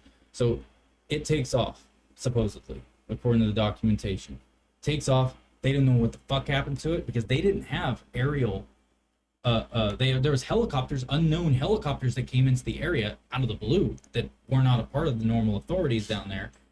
But the helicopters aren't keeping up with that fucking plane. The helicopters actually stayed in a close vicinity of that area, like Overwatch, essentially, right? Well, when this plane took off, they don't know where it went. As far as they know, it just flew off, like it flew away again, like away from the mainland. Right. It was gone because the airport was on the coast. It was not like in the center of the country. It was actually like on the coast of whatever ocean that is, whatever. Either side. I don't know what's Right. And so whenever it took off again, they couldn't pick it up on any form of radar. And that's the thing about the radar. When they finally were able to see it on radar, when it got close enough, for some reason they said that they thought that the radar was malfunctioning because the plane, when it was showing up on the radar, was blipping everywhere, even though it wasn't. Like it was in one place, but it was blipping. So, but the thing is, that's why they thought it was broken. They thought there was a malfunction.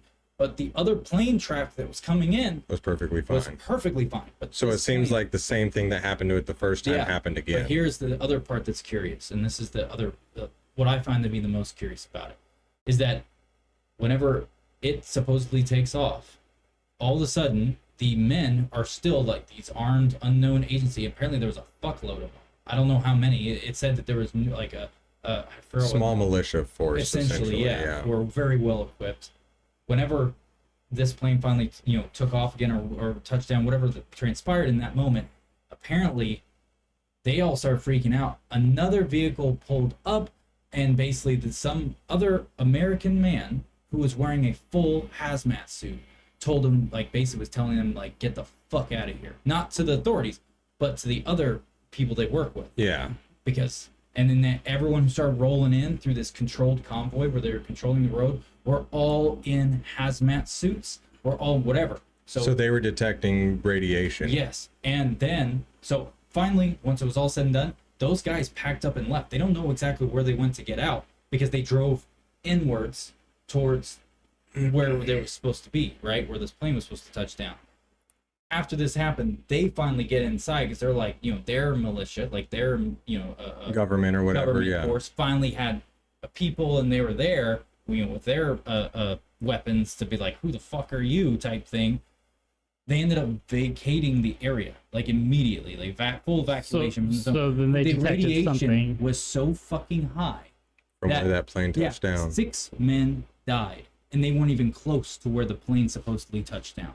They were like still hundreds of yards away. They got, because they were the closest ones to it. They were. So the radiation was so strong that those guys died instantly or died over time? They died within 3 fucking days. Literally, that's so they got so much radiation poisoning and just from being close to it. Yeah, that they had like died. whatever, something cellular Degeneration probably. Yeah, like where it dies, like So yeah, it just starts killing your. Let's throw out wild theories. Maybe back in the 60s, the extraterrestrials that we were in communication in cahoots with or whatever, maybe we were at an odds with them over something, and they decided, well, you know what, we're gonna hijack this plane, but what we're doing is we're pulling it into a different dimension, and then they sent it back to So us. this kind of brings me back to this theory of like that time is irrelevant. yeah, right? it's not time So is, I mean, because yeah. if you consider like this plane is abducted, and it's abducted back in the 60s and then reappears, these people have no recollection and they have not aged, I'm assuming. Yeah, You know, because they're still on the plane. The Right. plane that disappeared, it was I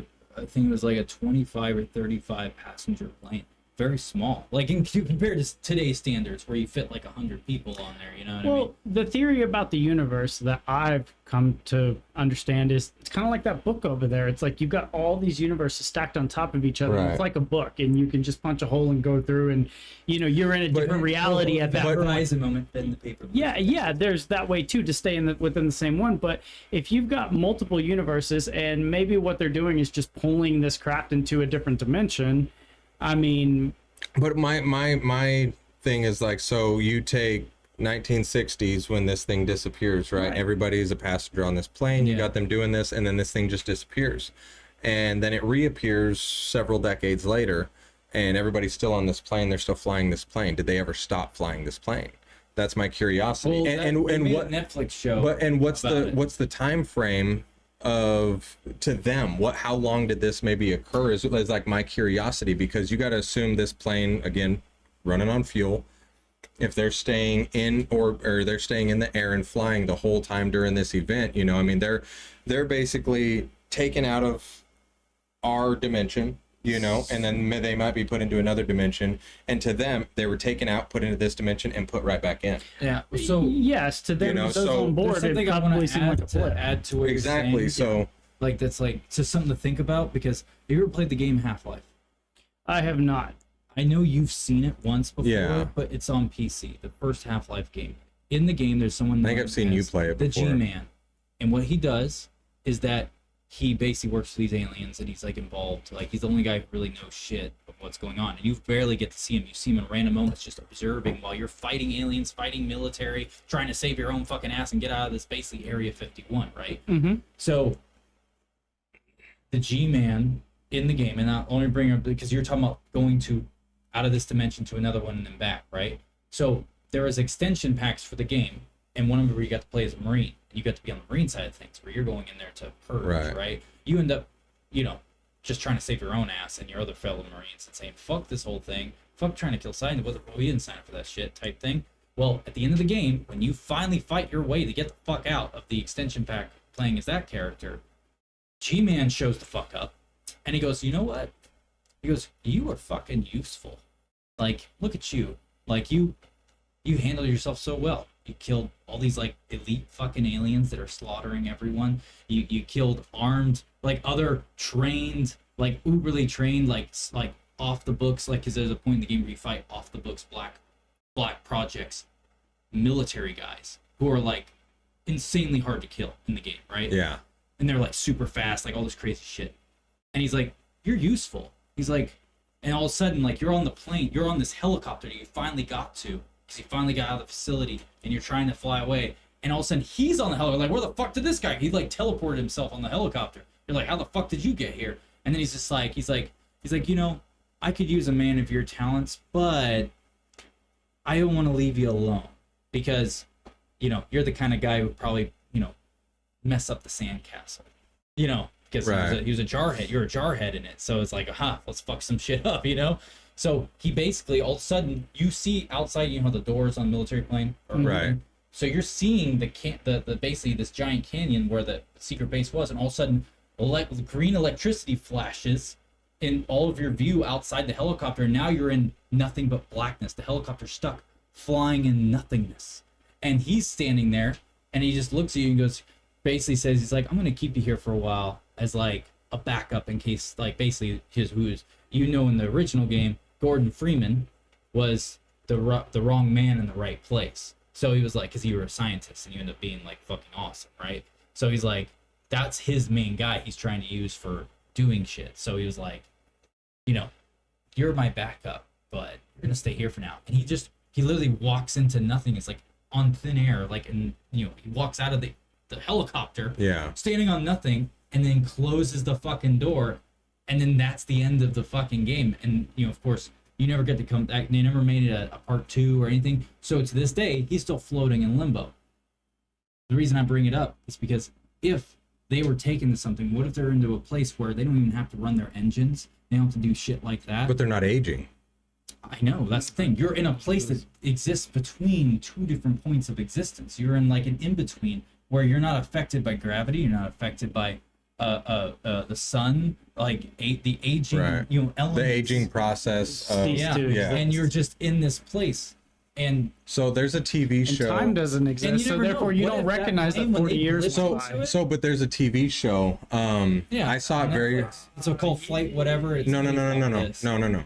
I'm talking about an actual TV show, not a documentary, anything like that. I'm talking about an actual TV show where they talk about. I can't remember what it's called. I saw it very briefly. I think I saw like maybe 1 or 2 episodes of it at the very beginning, and I got a busy life, so I didn't continue watching it. But essentially, it's like these people get separated and they have to take 2 separate flights. One flight makes it to its destination like it should, and the other flight doesn't. And then I want to say it's like maybe 5 years later or something, this flight randomly reappears and lands, and they're all like, you know, running towards this plane, and they're all, you know, government officials and everything, and they're like, you know, you've been missing for a long time, and these people are oblivious. They're like, what are you talking about? Yeah, you're talking about this show. I'm talking about this show right here. No, that's not it. Yeah, they've already come out with that. It's got the. If you went back up and you go to the search bar, it'll say 5 years. There was one that said 5 years on there when you were typing. Manifest. Yeah, that's it. Manifest. Based off of that, they took the story of what happened with the plane we're talking about. Yeah. Based off of that. So so that's like, if you watch that show, it's a very similar concept. These people land the plane, and to them, they were on a normal flight.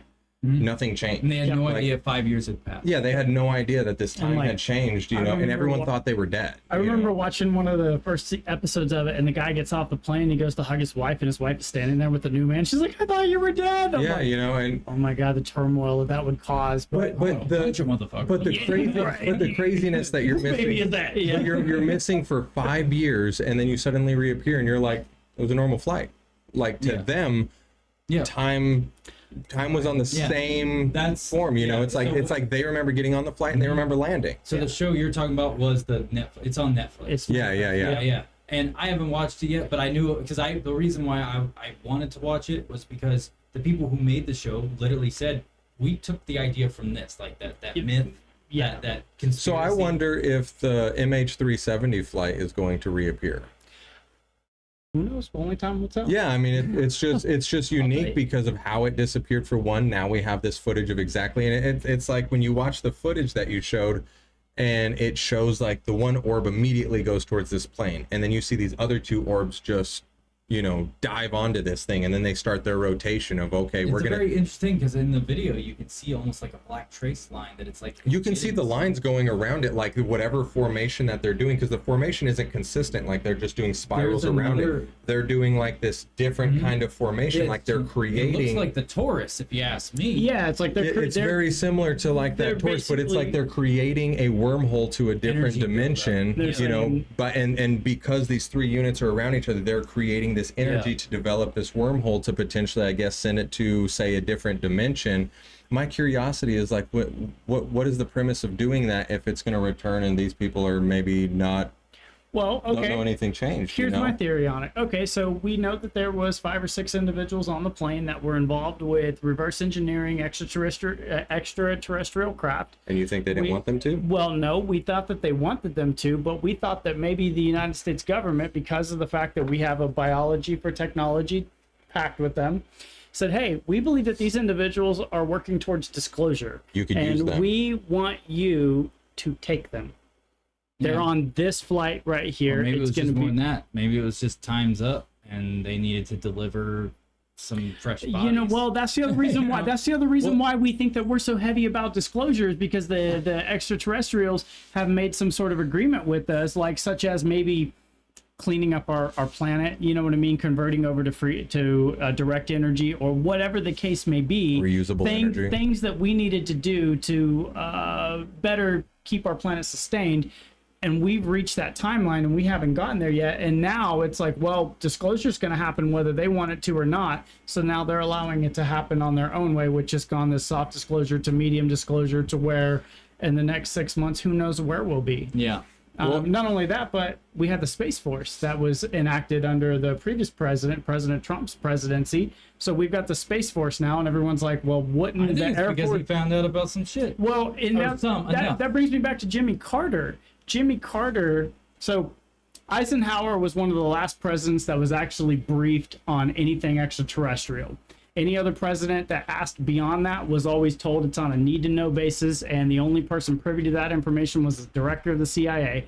I remember reading a story about Jimmy Carter was Eisenhower. being so persistent about knowing about who ET is and what ET was and what, you know, all of this stuff. Apparently, the story is that finally the CIA director briefed him on it, and Jimmy Carter just Didn't he sat- shut up after that? No, he didn't just shut up. He just literally sat and cried, and then never See, asked any questions. Well, about see, it. and that's what I mean. JFK Like I remember hearing that similar story, and it was like he was very inept to know what was going on with these programs, and then like once they told him, he shut up and stopped Yeah. talking about it. And you then know, like he stopped asking the questions, and that makes me wonder if there's a friendly agreement. Why? You know, why would? I feel like there's so much more to learn, but I feel like there's no friendly agreement. I feel JFK. like human beings, especially like government entities, there is no positive agreement that we're going to make with anything. You know, we're going to get what we can out of the deal, and we'll kill whoever we have to, essentially, you know. yeah, but maybe that mentality is what's keeping us where we're at, is the fact that, you know, we've... Anyways, I wanted to say that JFK was supposedly going to expose this information, and then, you know, Was he was assassinated. assassinated. Then you have presidents like Reagan, and you have presidents... Reagan didn't rock the boat too much. He was all more about the economy and Reaganomics and stuff. Then you get into presidents like George W. Bush. Well, George W. Bush came from Which the one, CIA. senior or junior? Both. Okay. Both came from the CIA. They both have a military background. Both went into the CIA. So both had that background. Both had that privy and that knowledge and that information. So therefore, you have those two presidents. But then Barack Obama was very quiet about extraterrestrial stuff. I mean, at that point right there, the United States government does a great job of pushing a lot of problems on the people, whether it be blacks versus whites or whatever Red color versus versus whatever. blue. Yeah, it doesn't matter. Religion versus it doesn't matter. What I've learned when the mass media is reporting on something over here, I've learned to look over there Well, because and that means that- they're hiding something else. But and all of that would also tie into the Well, fact of, you What were you know, gonna say? Because we have to wrap this up. but would tie into the fact of, you know, the government has a very good system of when we start asking too many questions and we start wanting to know more information about what's really going on, they create divisions in our society. Yes. They create us to start attacking each other on a Yes. personal level, religious level, whatever it is, that we kind of start imploding within ourselves so that we stop asking questions about the real things going on and we focus on the minute things that are really not important, like whether someone's gay, black, white, Right. you know, whatever it may be, or whatever religious base that they are. And they create a disconnect of people uniting together saying, hey, we're seeking information and we want to know. And that's our key thing here. Okay, well, we're going to create a division between you so that you answered your stop. question from earlier. Which question? Well, you said, how come, all these things are disclosing stuff and saying stuff, and you're like, well, why aren't people are like, oh, really? And then that was it. Well, you're giving an answer to that right now. I am, but at the same time, I don't think in today's society that is necessarily the case, because I think that they have been creating the newer generation of people to come up to focus on the minute details by, for one, not giving them any other information than when you can find on your phone, and force feeding them false information and false narratives of different things, so that you have job in 2020 well, so that you well, I mean, if you talk about like that situation, like you are creating so much chaos amongst the civilians and the people who live here, that you need to also be able to create order. So, I mean, if you go into that deep dive, I mean, that to me, the whole COVID pandemic is simply just a way to understand what you need to know what in the masses are going to fall in line out of fear and which ones are going to rebel, because you need to know who can be controlled and who cannot. Well, yeah. And I also think that you also created this situation that's being heavily focused on by everybody. So let's assume that we were at the end of our agreement with these extraterrestrials and we were supposed to meet some sort of deadline with them. What better way to confuse everybody and to get them to stop looking at what else is going on than make the economy absolutely shitty, focused on something else, to where your living conditions are terrible. You're living paycheck to paycheck. But at the same time, make everybody real quick before we end this. And I know we're about to close it up, but make everybody so distrusting in the government that whenever they do come out and admit to you that some of these things are real, you don't believe it anyway. You're not going to believe what they have to say because they've lied to you so many times before. So you're going to go, bullshit. So I don't believe what you're saying. You're not telling me the whole truth because you've never told me the whole truth. So why am I going to listen to you now? And they go, exactly. That's called the art of war. You use the people's lack of trust and honesty that we have in the government. You are going to use that against them. Well, they don't trust me, so how can I use that to my advantage? So I can tell them the utter truth of everything, and they're still going to call bullshit on it. They're going to see it as all misinformation. They're still going to call bullshit on it. I think we had talked about multiple other topics of this that we wanted to discuss, and I mean, I could do. I mean, we just talked for a couple hours strictly on the UFO thing, and we had a list of things that we wanted to talk about. So I think a part two. This is why. If you're jiving on something, you end up just jiving on it. We're gonna have a part two of this, and then we're gonna have a part 3 and 4, and then there's gonna be multiple other conversations. And my problem is when anytime we talk about aliens as a subject, it's never ending. See, that's you have to figure out where you're going to cut it off. Because when you're talking about these things, because you don't have enough factual data to where you can just eventually hit a stopping point and be like, okay, that's the information. This is the facts. That's what it is. Let's move on to something else. Not only that, but we all have so many different experiences, like the research that he's done versus what I've done versus what you've done, and now we've got all of it in here clashing together. I will say this before I close this out, is that I would take the Anunnaki stuff, like even the stuff I came across, as a grain of salt. For some reason, honestly, like the stuff I could have come across was fabricated, misconstrued. Not the most best source. I just went off of what seemed like the best source of multiple different things and bring them together. But these stories came from somewhere. These tales were long before we ever came along, but they were transcribed from another language. So it's who's saying this is what it was said in the original. You don't fabricate it. Well, and you also don't know how they transcribed it. It's like someone going in and trying to read a a dead language. You know, I mean, you're trying to Yeah. transcribe the information the best that you can translate it, and things can get lost very quickly in translation. I mean, it's no different than if you look at, okay, I could take 3 years of Spanish in high school and go to Mexico and brutally fuck up a conversation with somebody because I don't know exactly where to place the words. And whenever you're translating that information across and you go, this is what it says. Well, in your native language, when you're transcribing it, that's how you're breaking it down because of how our language, you know, breaks God down. forbid if they had mnemonics back then. I mean, could you imagine like, oh, that's cold. Yeah. What did I mean? Yeah, I'm exactly. gonna pull full stop, but the last thing I'll leave everybody with, well, first of all, thank you guys for coming out. It No, nice this was meeting you. great. Yeah. We are definitely doing part 2, like Yes. in the very near. This was We one of can the come funnest back on- podcasts we I've been can- on, to we be can honest. come This next has been week. This has been a I will blast. say, I have my next weekend is fully clear. Like Okay. there's no one in the house, nothing. So it's like we could do it like where it's in the morning. So that way it's not like we're coming out here doing it super late at Did night. We you could- say weekend? Yeah. I work Friday, Saturday, Sunday, and Monday, Okay, and I work well, we graveyard. can do it during the week, but in the morning this time, and not or midday. That's fine. I can do this. So you said you could do midday.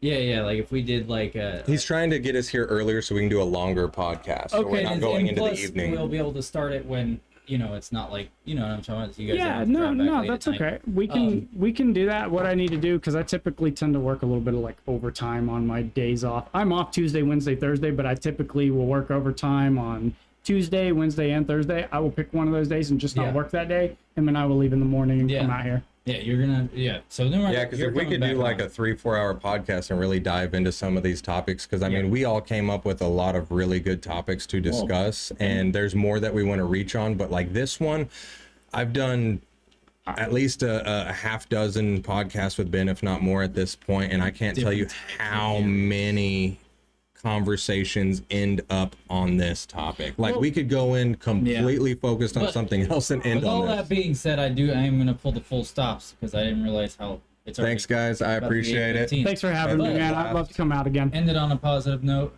The Earth is flat, space is fake, and dinosaurs are never real. We all know this is a fact.